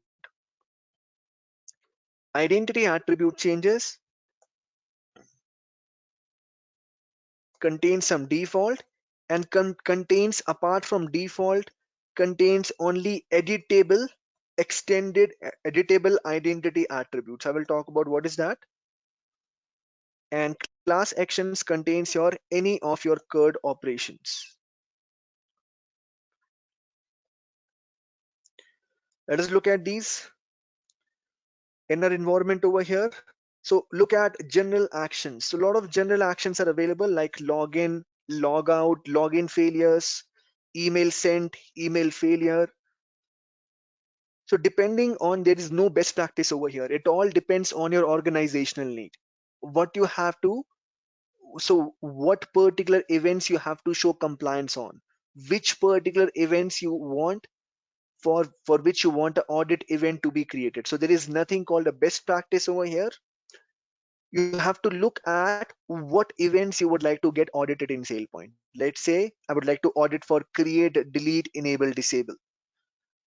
I also have to keep in mind that all these events that are getting captured in a very big enterprise, they will be occupying huge table space. So we have to be very conservative about what we audit, what we store audit events for. So unlock, disable, a lot of things are available over here. Server up, server down, password policy changed, identity logged, unlocked. So these are a lot of general actions on which I could start auditing for events. Then I have identity attribute changes. As I mentioned, some of the action items are default, and then you have editable identity attributes. So assigned roles, capabilities, they're all available by default. So these are available by default. I could audit them. Now I could also see only identity attribute department is available. So only identity attribute department is available, even though in my environment I have lot of identity attributes defined. Where I could see identity attributes? By going to global settings, coming to identity mappings. So as we know that these are called identity attributes. So I have lot of attributes available, but in my audit configuration, I only see department. The reason is all my attributes over here are marked as read only. So when I go to any attribute, we are marking edit mode of these attributes as read only. So when an attribute is marked as read only, it is not available in your audit configuration. Only those attributes would be available for which edit mode. We will discuss in detail what is edit mode. But right now, remember, if edit mode is marked as temporary or permanent, that will be available in your audit configuration. So if edit mode is marked as temporary or permanent, they will be available in your identity attribute changes for getting audited. So for example, over here in my current configuration, if I go to department attribute, only it is marked as edit mode permanent, which means it is an editable identity attribute that could be modified leveraging SailPoint form. So only this attribute is available in my configuration. No of the other attributes are available since all the other attributes are marked as read only. So this is identity attribute changes. And then we have class actions. So class actions is for CRUD operations, create, update, delete operations. So for any important objects, I could look for if they are new objects getting created or if the existing objects are getting updated or deleted. For example, I'm working in my production environment, so I want an audit event to be created whenever any of my new application gets created or it gets updated, existing application or application object is deleted. So in this case, I am monitoring over here, monitoring for audit events. See similarly how this is helpful to us.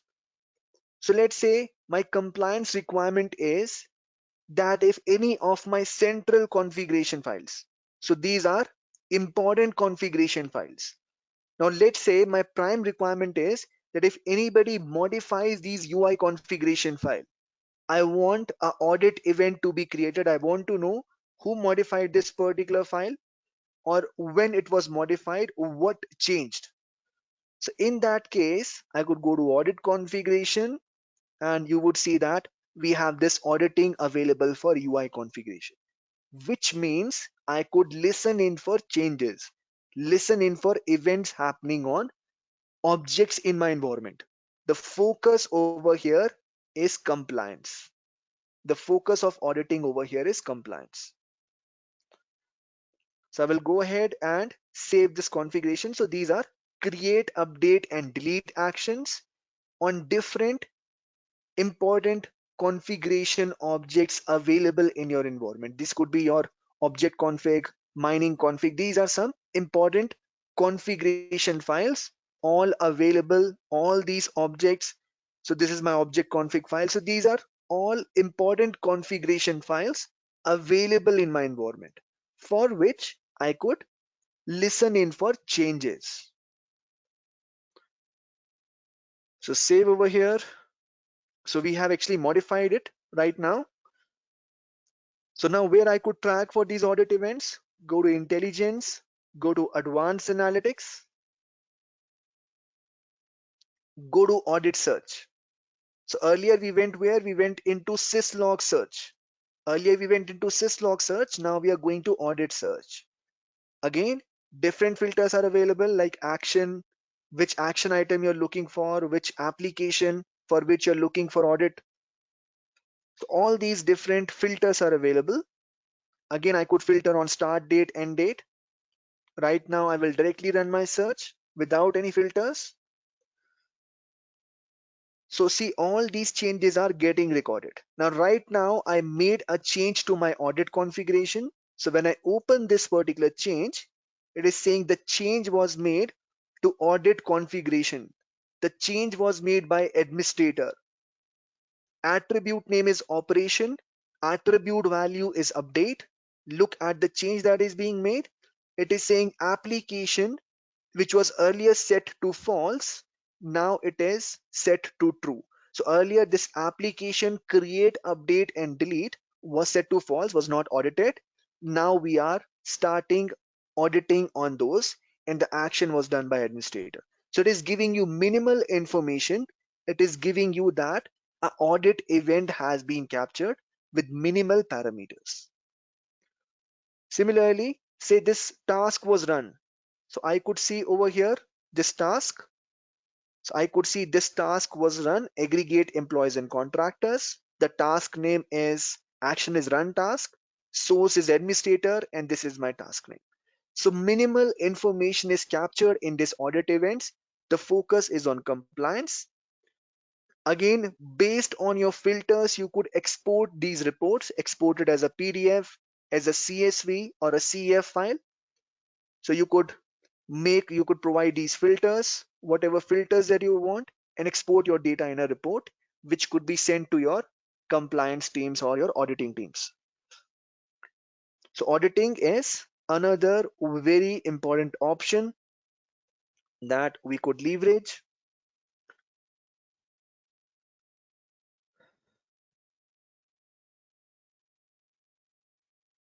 Okay, so what are the other available options? So we talked about Log4j, we talked about email redirection, we talked about audit configuration, we talked about syslog. Another common leverage is sysout statements, the output of which can be sent to your app, server over here. So standard.out.logging, so that is introducing your sysout statements. So further to, let's say I would like to print something in my rules to see something is getting passed, I could leverage sysout statements. And the best practice is not to leverage this standard.out.logging. So they are not as useful as log4j, since messages are always printed no matter what.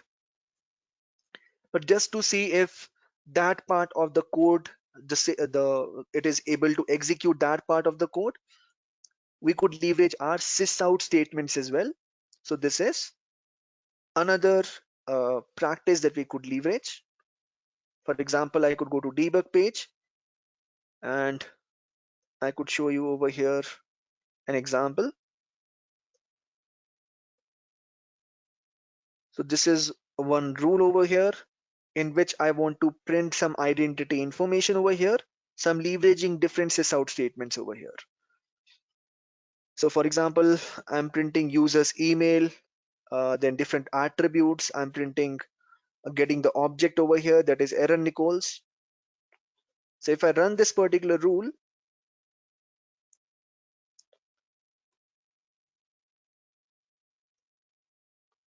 so these sysout statements are getting executed and they're printing my relevant data onto my application server log now. So you could see I'm able to see all my identity information in my application server log. So this is again a common approach of leveraging standard.out.logging, standard.out.logging over here. Email redirection we talked about, so can redirect email to files for testing, debugging, and troubleshooting purposes. Then we talked about auditing, which is controlled by audit configuration in global settings. And where to see them? We talked about that we will go to advanced analytics and audit search to view for our audit events. Now let's say you want to do custom auditing. You want to do custom auditing and you would like to add it for a new class now. So you could specify that class in your audit configuration file. So I could add specific classes to my audit configuration file as well to extend my auditing capabilities to my custom classes. So that could also be done to extend your auditing capability. So for that, again, every time we will go to debug page. This is the main object modeling page of SailPoint. And over here, you have your audit configuration file. So this is the configuration file controlling your auditing, controlling your which gets audited, which classes gets audited. So I could specify over here additional classes to audit for. So this could, so for example, over here, now I'm adding additional classes, extending my auditing capability to certification and access review. So these are additional classes I am extending my auditing capability to. So this could additionally be done to extend your auditing capability by adding your class, specific classes. As you will go ahead, you will learn about more classes. So you could add a particular class to your audit configuration file to extend your auditing capability to more classes. If you would like to modify that, this could also be done.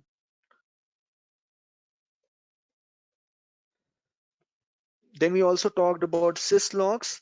So when you are working with your UI, sometimes in your UI you will see these incident codes. So all these incident codes will get logged depending on your syslog configuration in your syslogs. So do not think like that. For example, if I get a particular code, it represents a particular error. So it is not like that. There is no directory of errors over here. It is not like we have defined that if it is 0034, this is the error and this is the resolution. It does not work like that.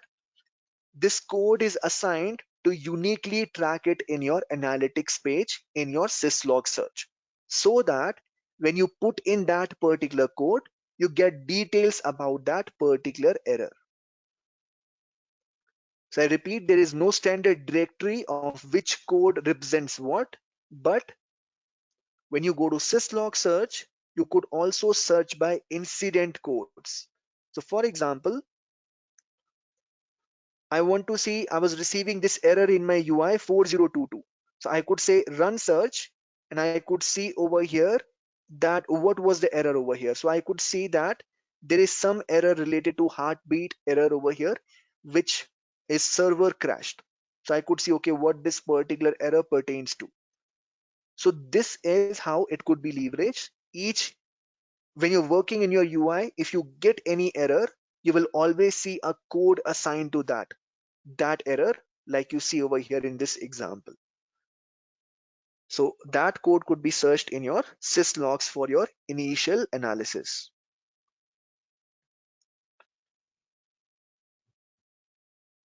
So we also talked about we could control the global configuration where these are redirected, and best practice for syslogs is to keep them at least for 30 days. So this is the best practice recommended, to keep syslogs for at least 30 days in an environment. If you're working in a large environment, you could further optimize it. Okay, so these are the things. Further, we will go ahead and talk about connector debug later when we start application onboarding. So this one I will talk about later. Right now, you will not be able to understand. So we'll talk about this console capability later in our environment. Okay, questions on the chat window?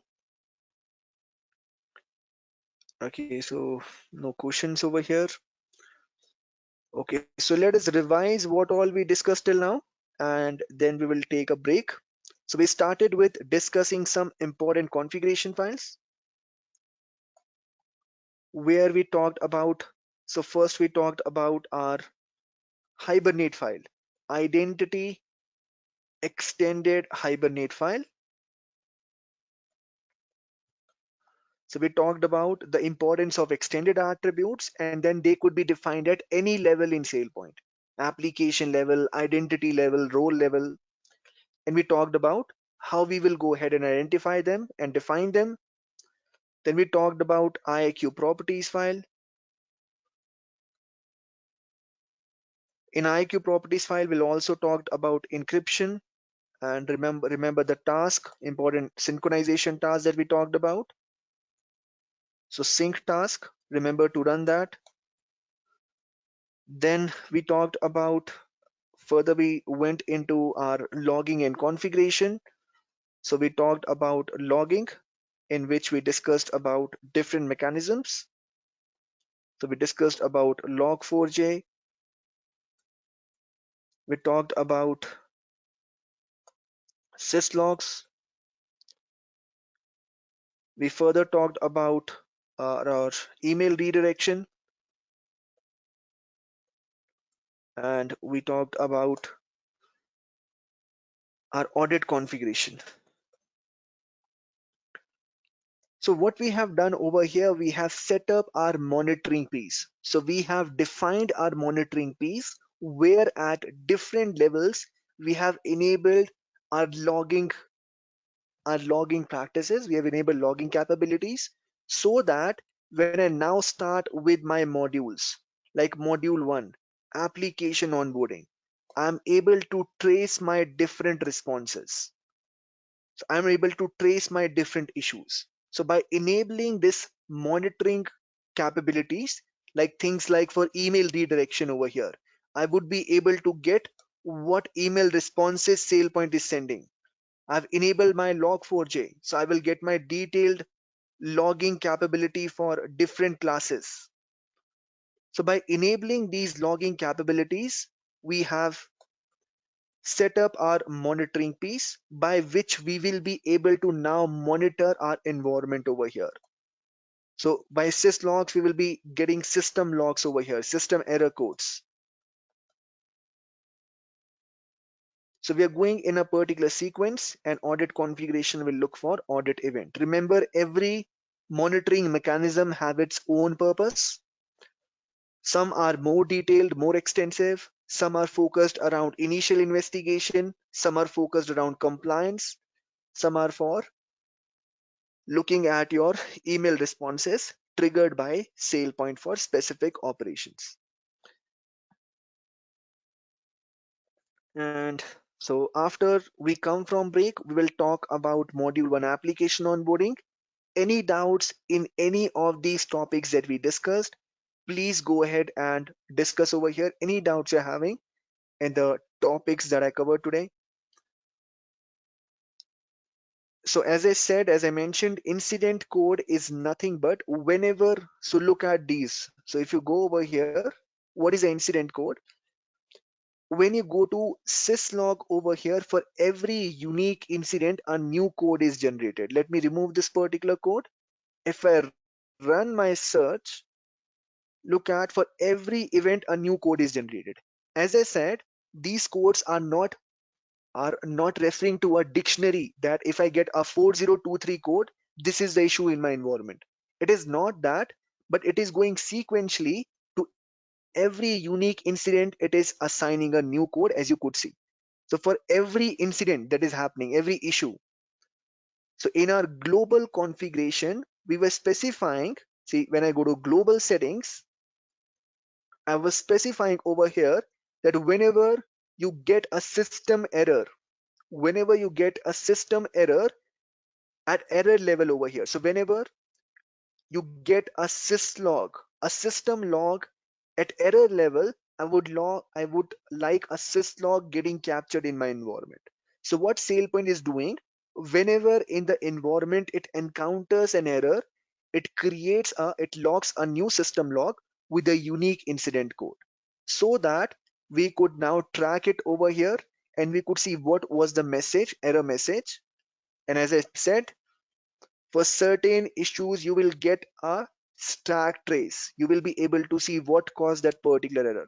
But if it is not disruptive enough, it will be a simple error message that you will be able to see over here. So what are the incident codes? These are unique incident codes that are assigned to every syslog getting captured in your environment.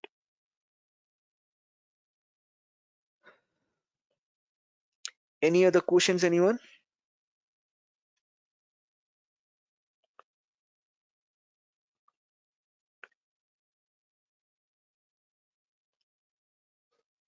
Any other doubts in extended attributes, or you understood any other doubts in the first one, identity extended Hibernate file? Anyone having doubts in this or any other important configuration tools that we talked about? Okay. So as I said, now we are done with our some important files that we should be aware of that are central to our implementation. And then we have also set up our monitoring piece. And now we will be going ahead and talking about module 1, that is application onboarding, that we will discuss after the break. So right now time is 10:17, 11:30. So please be back by 10:45. So be back by 10:45 over here, and then we will continue our discussion. So please be back by 10:45. as per Indian time over here, it is 10:17 right now. And then we'll continue our discussion. Thank you, everyone. I will keep the meeting open.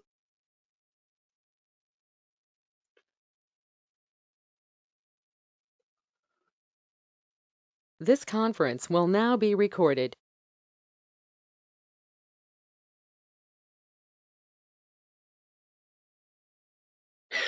Okay, hi team, let's start. So, application onboarding.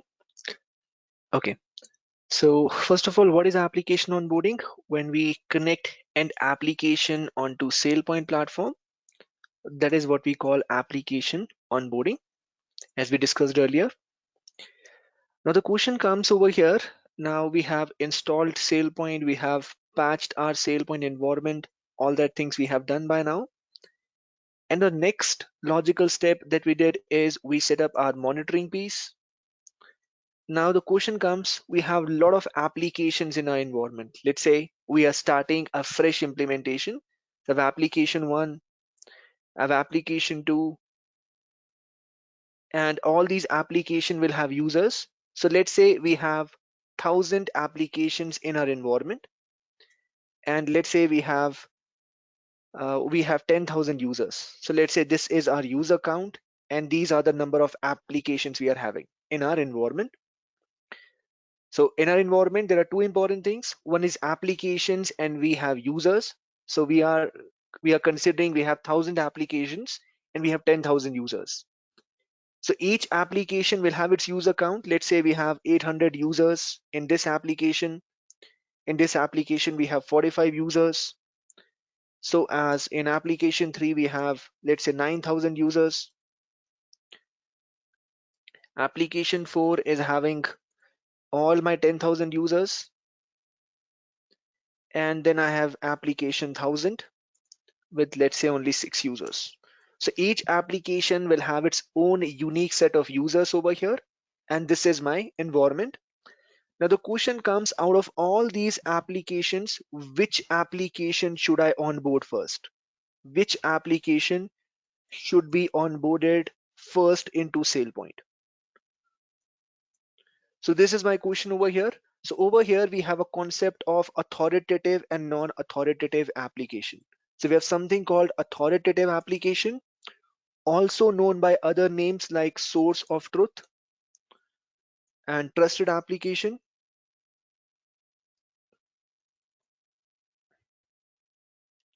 Then we have non-authoritative applications.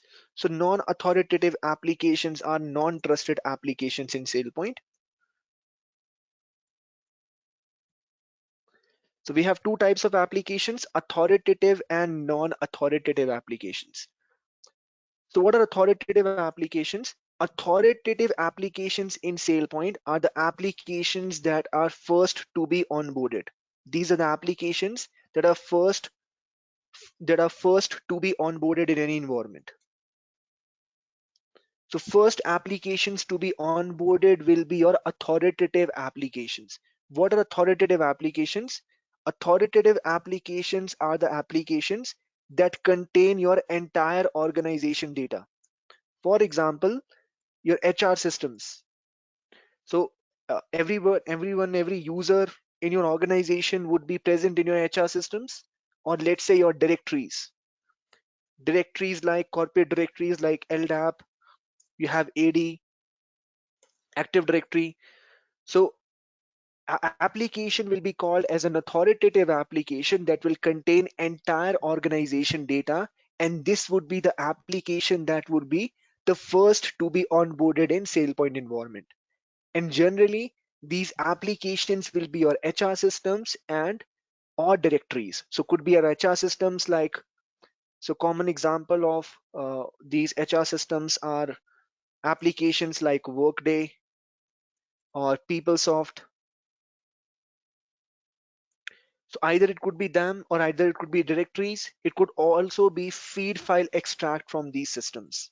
So if they're not directly connected, they could also give you a feed file extract containing the data from their systems. So this will be your authoritative application.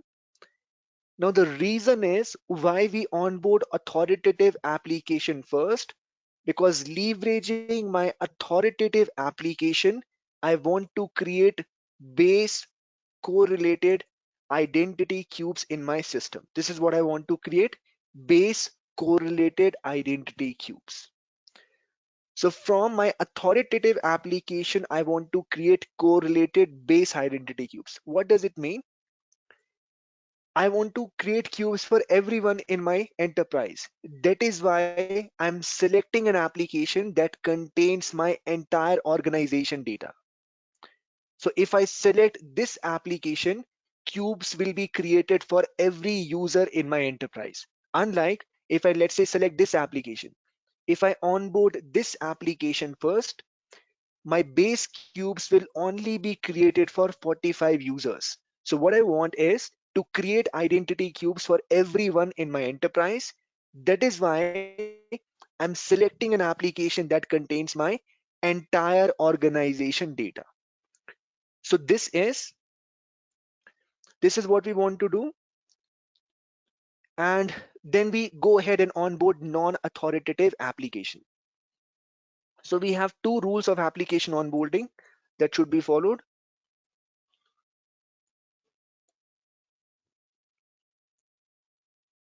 What are the two rules? The first rule says that I want single identity cube per person. Single identity cube per person. The second rule over here says application account or application link cannot exist without, so it cannot exist without application account or application link cannot exist without identity cube. These are the two rules. The first rule is single identity cube per person. So let me show you this environment. So what this rule says that we should have a single identity cube where access from different applications should get recorded. So for example, I'm logging in. Now this is an environment where I have configured certain things. So this has some data. So when I go to identity warehouse, as we discussed in a preview section, these are called identity cubes. So when I open warehouse, what I get is identity cubes. So I want a single cube to be created per person, and that single cube should contain all the applications this user is present on. So you could see that this is a single cube created for Richard Jackson, and it contains which all application Richard is present in. So I want single identity cube per person. This is my first rule. So which means user could be present on multiple applications, but I want a single identity cube to be created. The second rule over here, application account or application link cannot exist without identity cube. Now these are all application link. So user is present on enterprise app.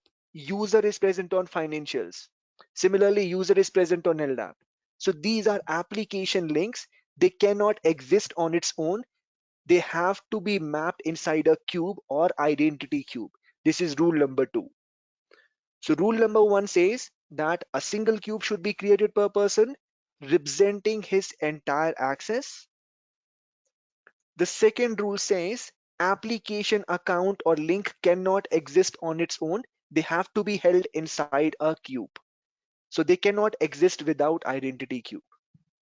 So these are the two rules. So let's say the architecture that we talked about. So these are the applications that we talked about, 1,000 applications and 10,000 users. So let's say a user is present in application 3, let's call him Zon, and similarly he's present on application 4 as well. He's present on application 1 as well, and so on. So which application I will onboard first out of all these 1,000 applications? Application I'm calling as authoritative application that contains my entire organization data. So this is the first application that will get onboarded to SailPoint. So in this case, I will start onboarding this application. So this is, I will mark in SailPoint as authoritative application and will be the first to be onboarded. So this will be the first application to be onboarded. In this case, what will happen is for John, a base correlated identity cube will be created for John. So for all the 10,000 users that are present on this application, this base correlated identity cube will be created with the application link that the user is present on. So this is created. So this is my authoritative application that was onboarded first. After which I will start onboarding my other applications which are non-authoritative. Now there are total 10,000 users in my organization, but this application has a user base of 800 users. So this will be my second application, non-authoritative application that I will onboard. Now what I don't want that when I onboard this application, a new identity cube should be created. I don't want this. So when a new application, when I'm onboarding a non-authoritative application, I don't want a new identity cube to be created. So what I want is, so over here, my rule one comes into play that says, so my rule one over here says that I want single identity cube per person. So since I want single identity cube per person, when I onboard a non-authoritative application or any other application, I don't want a new cube to be created. So how we will achieve this? For every non-authoritative application that we will define something called correlation. What is correlation? Correlation will help these accounts to get linked with existing identity cubes. So for every non-authoritative application that we will define in SailPoint, we will have to define this correlation. So how we will achieve our rule one? We will achieve our rule one, that is single identity cube per person. How we will do that?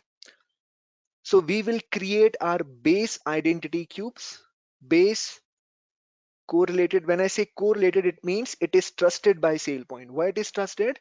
Because it is getting created from an authoritative source. So we will create our base correlated identity cube from which application? Authoritative application. And then when I onboard any non-authoritative application, I will define correlation. So what this correlation will do, this correlation that I'm defining, what it is going to do, rather than creating a new identity cube. So rather than creating a new identity cube for John, it will see whether John already exists. A cube for John already exists. Yes, it exists. So a cube for John already exists in SailPoint. So rather than creating a new identity cube over here, it is going to link this application account in existing identity cube rather than creating a new cube all over again. So this is achieved by defining correlation in every non-authoritative application that we onboard, so that we will have a base cube created from where? From authoritative application, and any non-authoritative application that I onboard, I define these correlation. So correlation is helping me to normalize my data. So if you look at this over here, this base cube is created from where? Base cube is created from authoritative application. And as I aggregate data from any of my non-authoritative application, I will be defining these correlation rules. And these correlation rules will help me in normalizing my data. So like any other thing, correlation that we are talking about. So correlation can either pass or correlation can either fail. So correlation that we are defining on every non-authoritative application, which is helping me link application accounts to existing identity cubes, this could pass or fail. If it is successful, we know what will happen. Application account or application link gets linked to existing identity cube.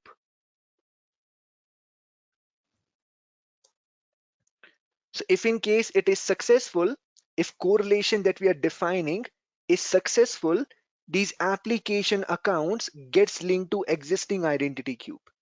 If in case it fails, now SailPoint, now a second rule comes into play, which says that these accounts cannot exist on its own. They have to be mapped inside identity cube. So in this case, SailPoint does not know. So SailPoint does not know to whom this account belongs, to which identity cube this application account belongs, since our correlation failed. So SailPoint does not know to which identity cube this application account belongs. So in this case, SailPoint now is forced to create a new identity cube.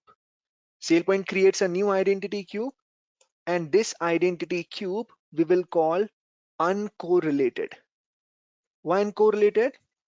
So this will contain your relevant application link, but we are calling it uncorrelated account since this is created from a non-authoritative source. It was created as a result of correlation failure from a non-authoritative source. So if correlation fails, SailPoint would be forced to create a new identity cube which will hold that uncorrelated account or uncorrelated application link. And later on in our course, we will talk about how to trace correlation failures and manually go ahead and correct them. So how to trace and correct these correlation failures we will talk about. So gist of what we talked about over here is we have two types of applications, authoritative and non-authoritative. So we have authoritative applications and non-authoritative. Whenever we will start implementing SailPoint, we will start by first onboarding a authoritative application so that for every identity, a base, a correlated base identity cube is created, after which we will start onboarding our non-authoritative applications. And for every non-authoritative application that we onboard, we will define these correlations that will help link application accounts to existing identity cubes. So in this case, again, if correlation is successful, to the same identity cube, these application links would be pushed, and all this is done leveraging correlation. We also talked about what happens if in case correlation fails. In that case, SailPoint ends up creating a new identity cube with that application link. So we would later on will be able to trace as well as correct these correlation failures as well, because our objective remains the same, single identity cube per person. Other questions over here is, so while designing, can I have multiple authoritative applications? Is that is possible? Can we have multiple authoritative applications in SailPoint? The answer is yes. So what is authoritative application? Generally, in common sense, authoritative application is an application that will provide SailPoint the data. It is an authoritative source for data on SailPoint. So authoritative, an application that provides SailPoint the data. So can I have multiple authoritative applications? The answer is yes, we can have. So if this is the case, let's say I am having two entities to be managed, contractors and employees. So I'm saying for one entity, I'm having authoritative source. Let's say I'm saying over here it is Workday. In case of employees, I'm saying authoritative source.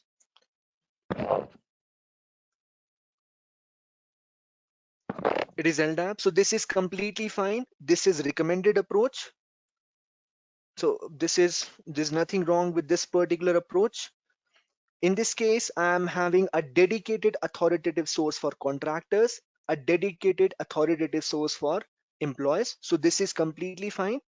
What is not recommended is this. Let's say I'm saying for employees, I'm having two authoritative source. So when I'm having this type of implementation, this is not recommended. So I'm saying, let's say LDAP as well as Workday. I'm having two authoritative source now. So this is not recommended since now you have two applications that are source of truth for SailPoint. Two applications that are source of truth for SailPoint. So in this case, SailPoint can have the problem of getting conflicting data if these two applications are not in sync. So SailPoint can end up getting conflicting data if these two applications are not in sync.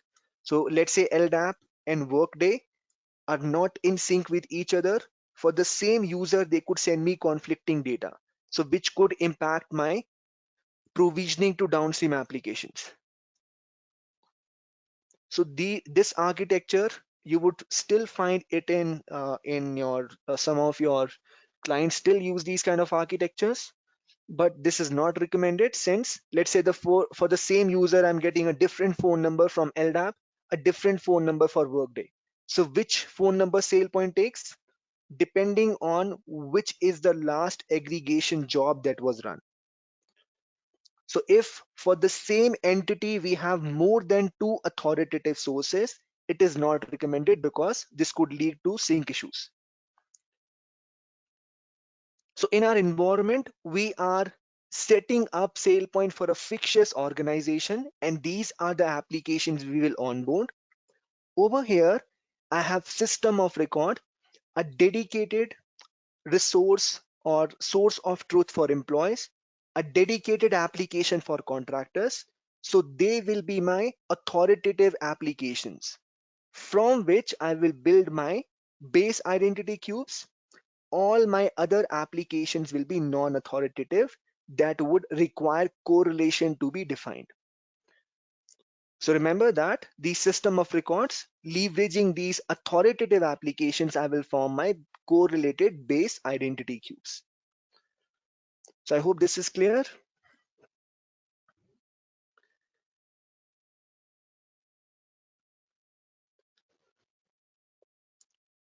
Okay, some of the questions on the chat window: Workday authoritative and AD onboarding, because that will AD groups and all other applications. See, the general rule is, don't get confused. The general rule is any application that contains entire organization data, that will be authoritative. Since my whole, what I want to do is I want to create identity cubes for everyone. I want identity cubes should be created for everyone. I want base correlated identity cubes created for everyone. That is why I'm selecting an application, any application that contains my entire organization data.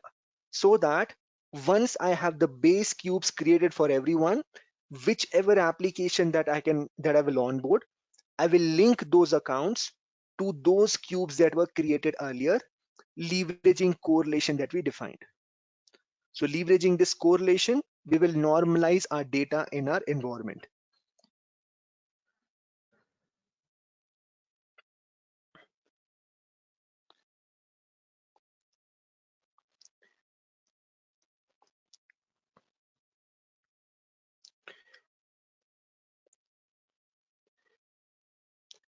So I've answered that. Can I have multiple authoritatives, let's say for personal data from one source? Yeah, that is possible. We'll talk about that, but that is completely possible. You could have data coming in from multiple authoritative sources. That is fine. Okay, so let's talk about some design decisions and then we will onboard our application. So before you onboard any application onto SailPoint, you have to get into your application onboarding calls, where you have to ask relevant questions before you could onboard that application into SailPoint. So over here, we are discussing some pointers that could help you decide how you will go ahead with the onboarding. So right now we decided that how we will select if I have multiple applications, which application will get onboarded first? Authoritative application. Which will be that application that contains entire organization data. Now, once I have zeroed on the application that will get onboarded, the next question is, what are the design decisions over here? So the first design decision is the type of the application. So you should understand your application that you're integrating, application architecture. So for example, whether that application can give you a feed file, whether that application is a database application, or this application is of a particular type for which you have a direct connector available. So understanding the type of the application is critical, because then you will be able to decide whether you have a connector available or not. So when I go to application definition, by default, SailPoint has a lot of connectors available. So what is connectors? Connectors are implementation that can help SailPoint connect to target application. So first design decision is understanding what is the type of application, whether you have a direct connector available to connect to that platform or not. So that is first design decision. So let's say that you don't have a direct connector available. So next question that you will ask is whether that application can give you. If not, if there is no direct connector available, the application can expose a database. So let's say application can expose a database. In that case, you could leverage a JDBC connector, which is again out of the box. If the application cannot expose a database, let's say they can expose an API, you could leverage a web service connector or a SCIM connector. Then if not, if they can give you a feed file extract, you can go ahead and onboard a delimited, you could leverage a delimited file connector. So even if a direct connector is not available, 99% of the applications will fall into one of these categories. They could either expose you a database you could integrate with, they could either expose an API or give you a feed file extract. Even if nothing works, then you could go for a custom connector implementation, which is very rare these days. And you could leverage an open connector framework to design your own connector. So first point is deciding which kind of connector you would go for, or which is the type of application you are integrating. Understanding that is very important.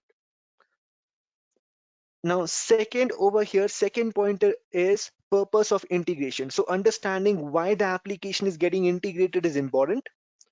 Some applications only get connected to get certified from SailPoint.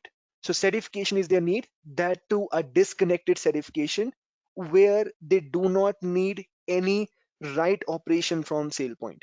So no provisioning action is required. Different applications can have different purpose. So understanding their purpose of integration is important. So like I said, some applications can only get onboarded to be certified from SailPoint. In that case, no provisioning action is required.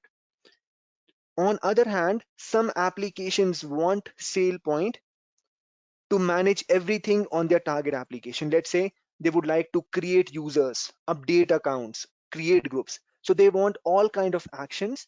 So depending on that, you would require to now work on configuring provisioning actions.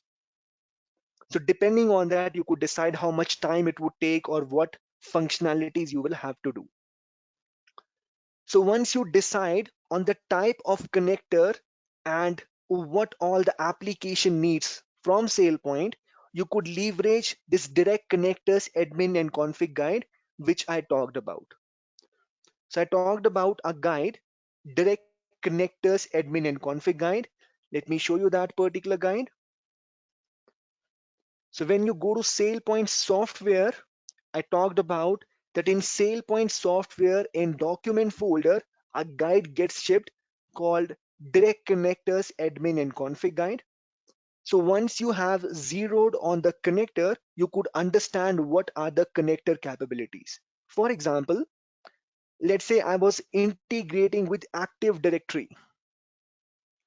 So I'm integrating with, let's say, Active Directory. I want to leverage Active Directory Direct Connector. This is my target application. So I could see over here what all features Active Directory requires. To set this connector up, are there any prerequisites? So I could see over here there are some prerequisites over here before I could set up. I could look at what are the supported managed systems, or what are the different supported features provided by this connector out of the box. I could see it could manage accounts, manage Active Directory users, operations like create, update, delete, enable, disable, all these are available. So this could help me understand what are out of the box capabilities that I could project in my onboarding calls. So this connector documentation is very important. It will talk about before you could set up this application, are there any prerequisites? Are there any specific permissions required? And what are the inbuilt features that this particular connector supports? Or which are the systems it could manage? So all these are listed for different connectors in your direct connectors admin and config guide. All these are listed. So this is a file, this is a document you could leverage in your onboarding calls. The last important pointer over here is understanding data flow, which attributes get aggregated, which attributes get provisioned. Or in simple sense, what data would be flowing into SailPoint and which actions they want or which data they want to be provisioned. For example, now application can have a lot of attributes. When I talk about application, application can have a lot of attributes. But let's say they say that in SailPoint, once I'm running my aggregation, I only want to maintain 5 application attributes. So application, let's say, has having 100 attributes, can have hundreds of attributes, but in SailPoint application schema, I'm defining 5 application attributes, which means when I'm running my task, only these attributes, these 5 attributes will be aggregated. So information of only these 5 attributes are aggregated.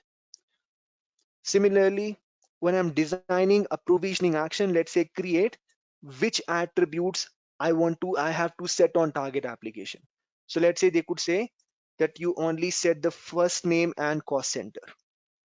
So I know that when I'm designing a provisioning action for create, I will have to set these attributes on target application. So understanding this particular piece is also critical, meaning data flow, which attributes get aggregated, which attributes get provisioned. So these are some pointers. So as I mentioned that this is the application we will be onboarding. We have 2 authoritative applications, one dedicated feed file based application for employee containing all my employee data, one feed file application for contractor containing all my contractor data. To assist you in the initial onboarding, this form is also available, which could be used for requirement gathering. So I've kept it in the drive. So if you go to the drive, this is available in SailPoint documents. Go to this business analyst functional documentation, and over here, this sample onboarding template is being kept, which you could leverage.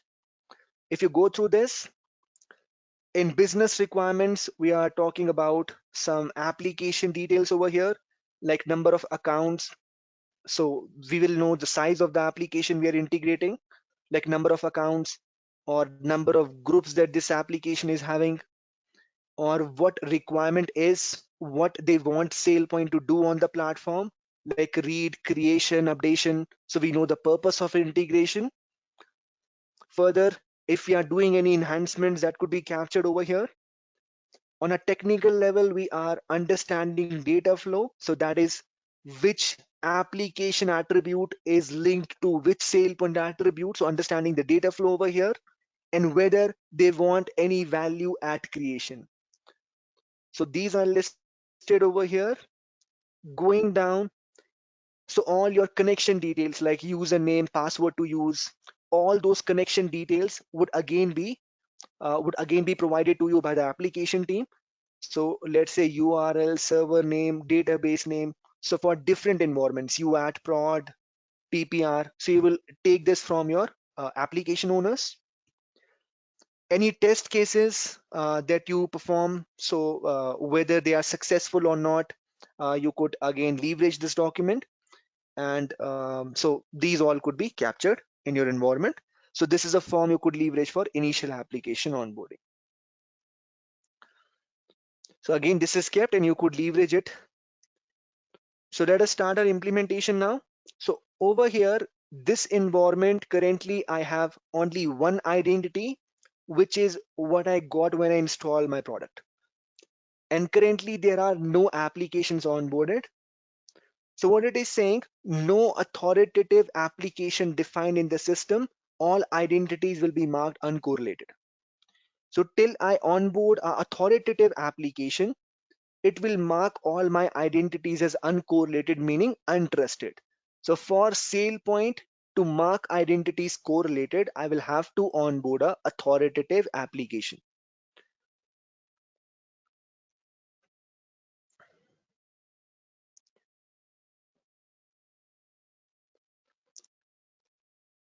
So this is my feed file over here.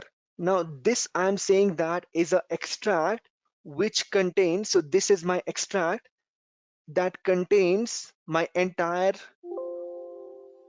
so this is an extract that contains my entire data or from my employee application. So over here, this is the feed file. Now this is an extract from my HR system that contains my entire employee data. And this is the first application, authoritative application that I want to onboard into my environment. So this is a delimited file. A delimited file because every record is separated by every other record using a common delimiter, that is comma. On the table header, so this is my table header over here, I see these are my application attributes. So over here, this is not a record, but this is my application attribute.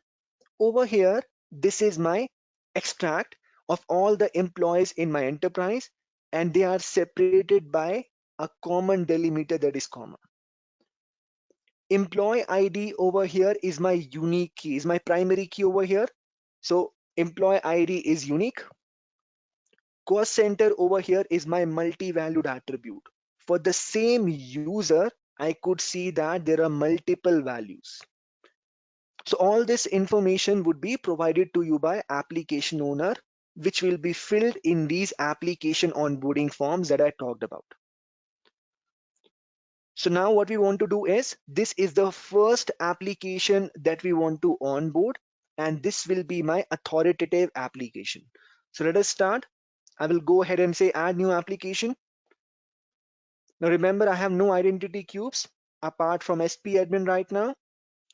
So I'm saying HR system employees. Currently, we just have one identity. We are marking it as the owner, SP admin. Application type, I'm saying as delimited file.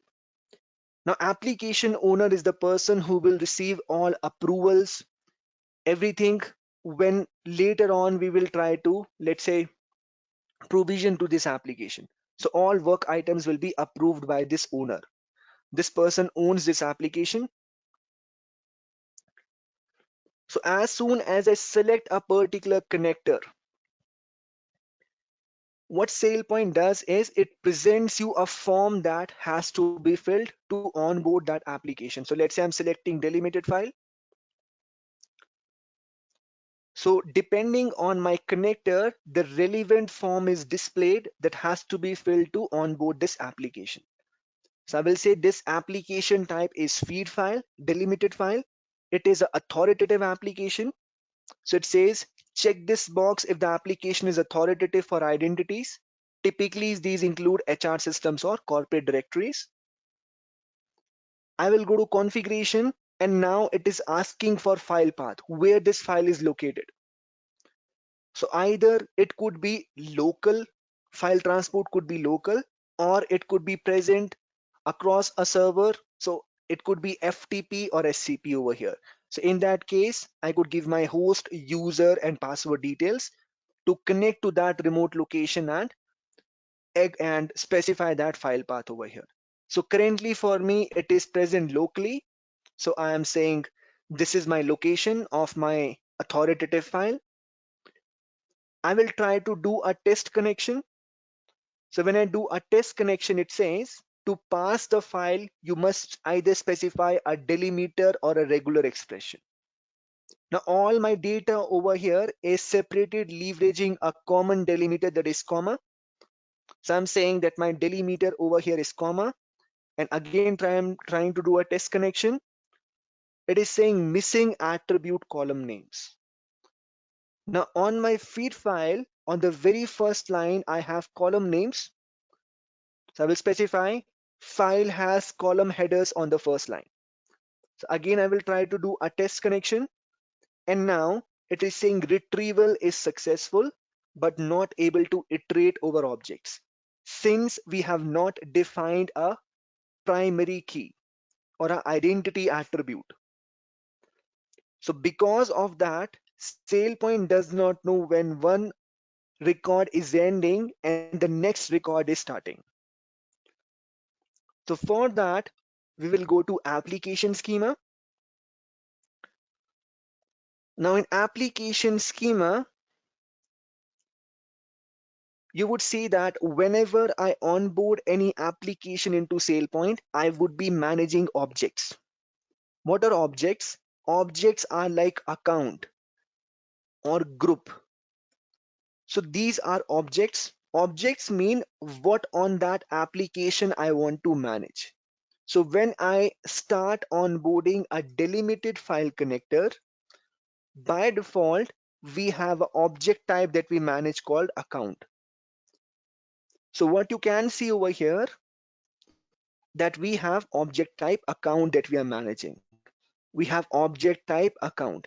It does give us the capability to add custom object types if on the target application I want something else to be managed. Right now we are saying that we want to manage only account, which is the default object type available. So every application will expose objects. So right now we are saying that on this application we want to manage account.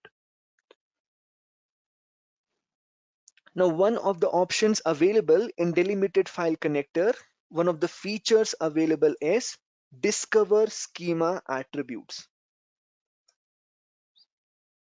When I select that, it will connect to my target application. It will bring all these schema attributes into my application schema. So it will bring all these attributes into my application schema. So see what I do over here. If I go ahead and go to schema, this is my account schema. And if I do discover schema attributes, all these attributes are being brought in. Employee ID, first name, last name, manager ID. So they are being brought in from here. Employee ID, first name, last name. Now, if I select not to manage certain of these attributes in application schema, I could go ahead and delete them. So let's say I'm saying I don't want to manage these three from SailPoint. So I could say delete schema attribute. But we have a discover feature available that could bring in my application schema attributes. You will also see a native object type defined over here. So what is native object type? Now this native object type will vary from connector to connector. In case of delimited file, it is defaulted to account. Native object type is the type of object SailPoint expects when it starts managing a particular application.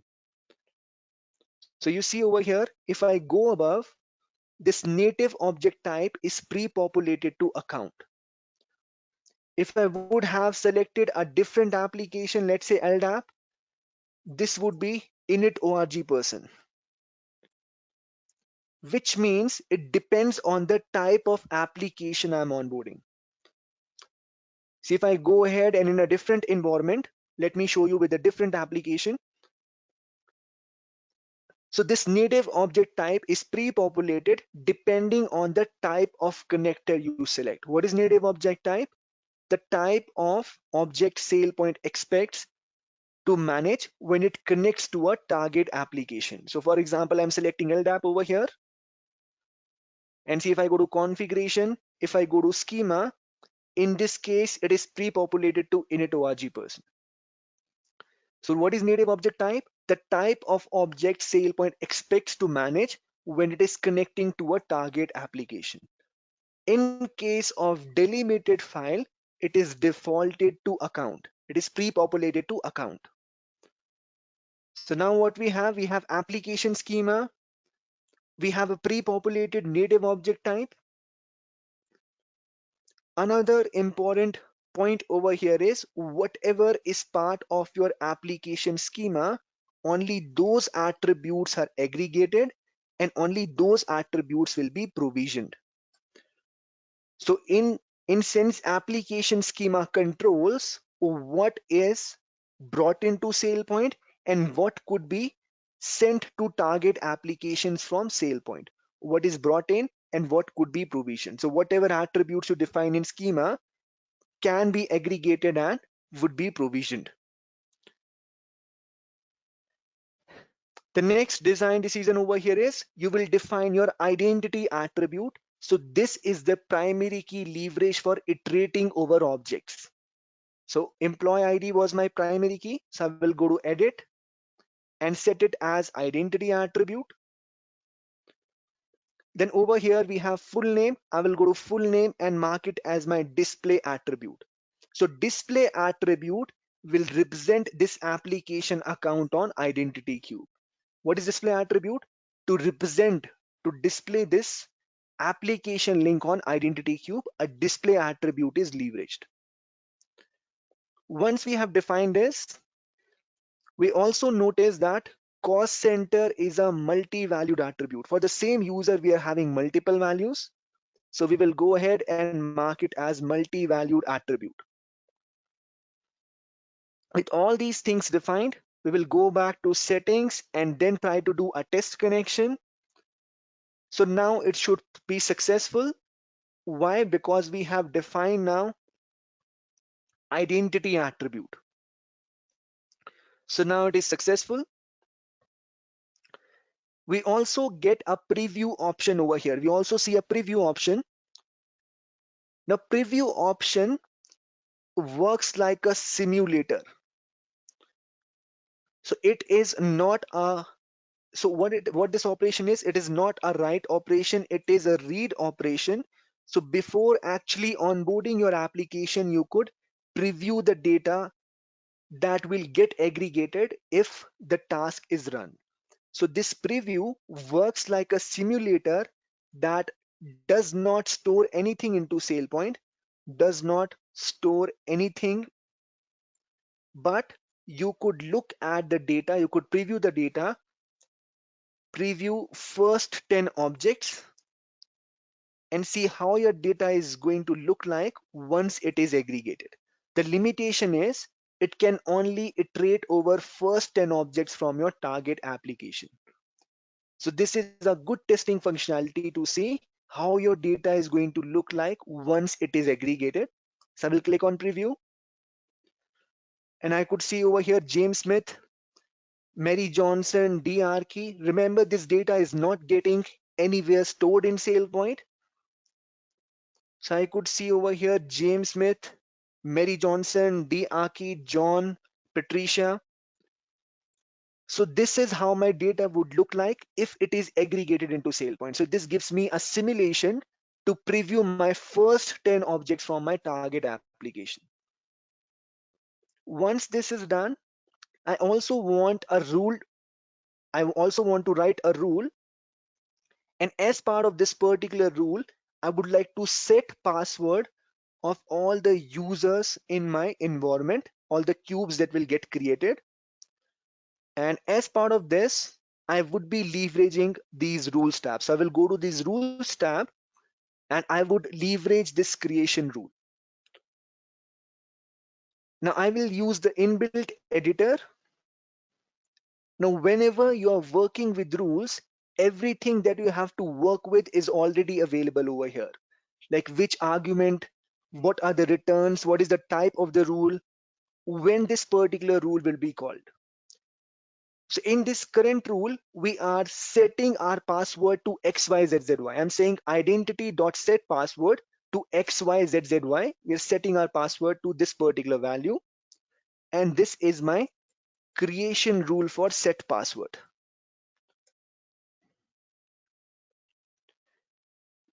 We'll discuss more on rules in our coming classes.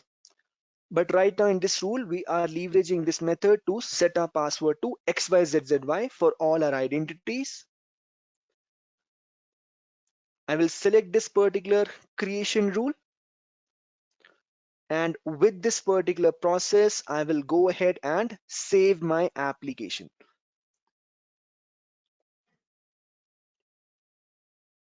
So currently we are just saving our application. Right now, we still don't have anything in our identity warehouse. So right now, if I go to identity warehouse, it is just holding one identity, but we have defined one application. Similarly, this is my second application over here, authoritative application that I want to define, but this application containing all my contractor data. I extract from my contractor HR application containing all my contractor data. This is the second application I want to onboard, having similar configuration. Every record is separated by a delimiter, that is comma, and then we have column header on the first line. Again, cost center is my multi-valued attribute, and employee ID is my primary key. So I will go ahead, add another application, and this is my contractor feed.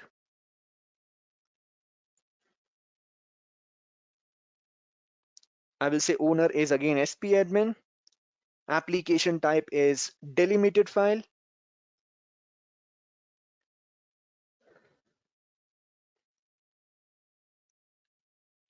Application is authoritative. I will go to configuration, and again I will have to, so you could see again object type. By default, which object type is present? Account, meaning on the target application, I want to manage account. As I go ahead, I will also discuss applications with multiple object types. This is also something we will discuss, but right now we have only accounts to manage on this application. So I will specify my file path. So this time again it is present locally. So we are saying authoritative contractors.csv, and I will go ahead again, try to do a test connection. So I will have to specify a parser. File has column header on the first line. Similar configuration. Again, retrieval is successful, but iteration failed. So I will go to schema. Again, do a discover schema attribute that brings in all my column header as application schema. Again, I have to define native object type. Look at it is pre-populated to account. So I will mark employee ID as identity attribute, and again full name over here is my display attribute. So this is display attribute over here, and then cost center over here, which is my multi-valued attribute. And do a test connection. Go back to settings and do a test connection. So test connection is successful now. We'll preview the data before actually aggregating the data. So do a preview, and preview is successful now. And rules are stored as reusable object. So rules that are defined for a previous application, I could still leverage it. So again, in this we are setting the password to XYZZY. I will go ahead and save this configuration. So my two authoritative applications are defined. In our previous section, we talked about application onboarding is a two-step process. First step we have completed, that is application definition. The second step is running your aggregation task. So this task would scan your target application to bring the data. It will scan target application to bring the data. So I will go ahead and create this job that will scan these applications. Look at the aggregation types, it is account. So when I go to setup, when I go to task, which type of aggregation task I would create? I would create account aggregation. Since currently I'm only managing account on my target application. My application object only contains account. So I will leverage this account aggregation template. So I will say aggregate employees and contractors.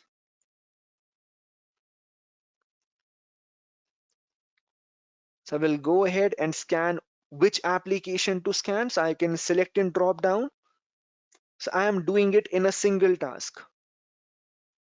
Now there are multiple options that you will see over here. Right now we will talk about two. The first option we will select is detect deleted accounts. Now this option is not useful for the first time, but if this task is running second time, from second time onwards, this option is useful. So this option, what it does, if any account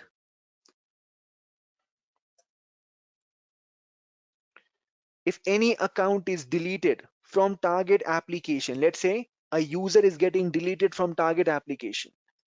Native means on target. Is account is deleted on target, that information will be brought into SailPoint and synced. So let's say account is deleted on target, but exists on SailPoint. It exists on SailPoint, so it is going to flag that account and will delete it as well from SailPoint. So this is to maintain sync between target application and SailPoint. Detect deleted accounts. So it says, if you're not sure what a particular option does, just hover over this question mark. It says, detect and delete accounts in SailPoint that no longer exist in target application. So this is for detecting any deleted accounts. The second option we will select is disable optimization of unchanged accounts. Now, since we are running this aggregation task for the first time, this forces SailPoint to do a full aggregation or full read. We want to do a full aggregation. That is why we are going ahead and selecting this. So use this option to force all accounts to be aggregated. We'll go ahead and run this particular task.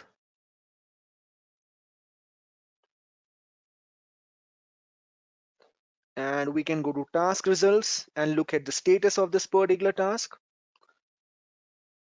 So now what we are creating over here, we have created base identity cubes for all our enterprise.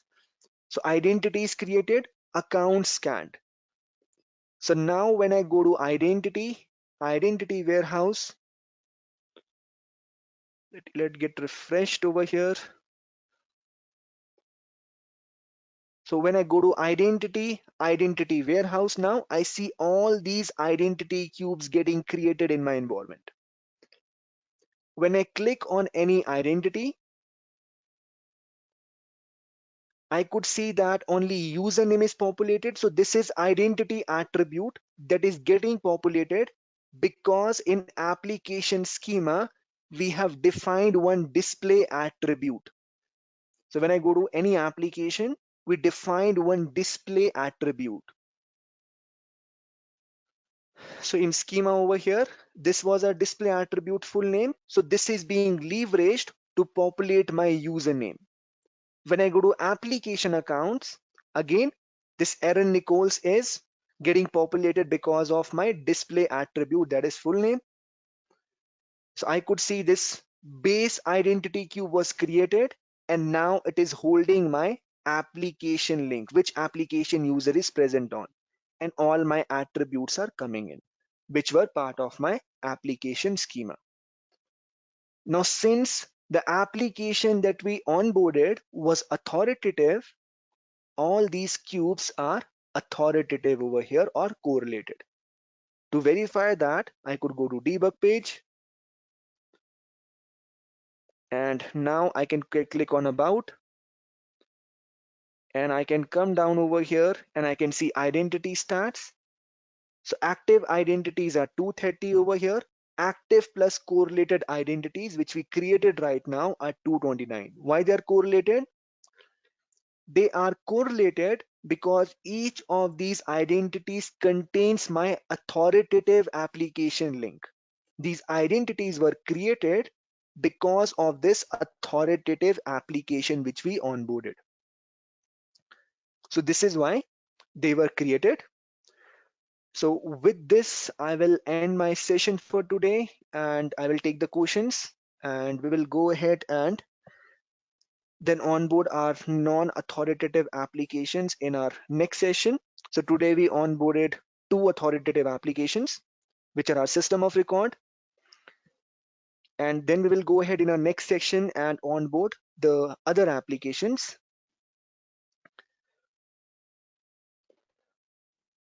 So what we were able to see that identity warehouse was populated. Let me tell you till which page you would be able to complete if you're doing your exercises. So let me just tell you that, and then quickly I will take your questions.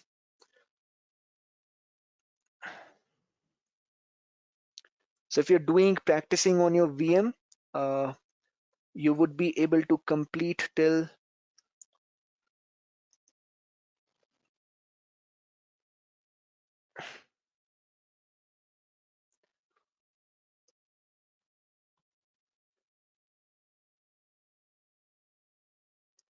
page number 33 you should be able to complete. Till page number 33 you will be able to complete in your when you're practicing.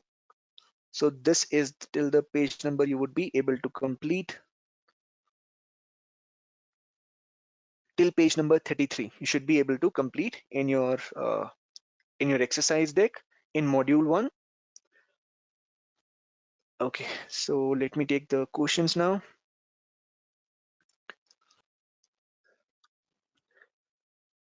How does SailPoint maintain one single identity cubes when two authoritative applications are onboarded? So data is different. One authoritative file for right now we have for employee, one for contractors. If it is having, if you're doing, let's say, two authoritative applications, in that case, you will have to define a correlation in your one of the authoritative application so that new identity cube is not created. So when you go to application definition, if you have more than one authoritative application, the first one that you onboard will create your base identity cubes. And even in the next application, if it is again authoritative, you will be defining this correlation, which we'll talk about in our next session. But again, as I said, it is not recommended for the same entity to have multiple authoritative sources. Ankur, okay, where can we find that the delimited file which you All uploaded? things are available. Yeah, all things are in your VM. So everything is in your VM. You go to SP admin home, and over here in your implementer training, you have all your feed files located. So go to implementer training, and everything of your implementation is available over here in But data. what So, if I don't have VM? I'm using it local. so you could copy over here. So copy these files, and you could copy from here. Okay, you are saying that you don't have it at all. You're saying. No, I'm using local only. Okay, so in that case, I think I have uploaded it over here, or if not, I will upload it in the drive. Okay, thanks. I will upload it on the drive. Okay. Okay, so how does SailPoint maintain? Okay, that I have answered. So can we yet set up multiple authoritative sources for employees? You could do it. So you could do it, but again, the main problem over here is of this sync. It is very difficult in real time to have two different applications, two different large applications to be in completely in sync with each other. So you will get sync issues because whatever information that SailPoint is getting right now also, whatever information SailPoint was getting was dependent on its authoritative source. So if you have more than 2 authoritative source, and for the same attribute, you have that could impact your configuration.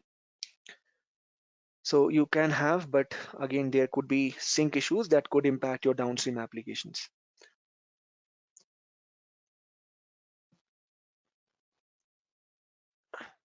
So if there are no data discrepancies, it will not update. So as I said, as I go ahead, I will talk about these source mappings. So when I go to global settings, one of your question was around source mappings. So when you go to identity mappings, if you have multiple authoritative sources for a particular attribute, identity level attribute, I could specify different sources. What are these and how to specify them? This is what we will discuss in our next session. So, but I could map it to different attributes from my authoritative application. So what I'm trying to say over here, I could have let's say 5 attributes, 5 identity level attributes. I can try to get 2 attributes from one authoritative application and rest 3 from other application. So this is possible. This is something that we will discuss in our next class.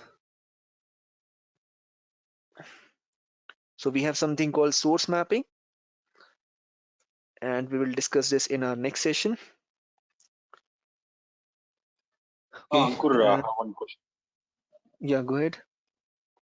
Like say, when we are done with the application onboarding, say during the provision step, like you said, like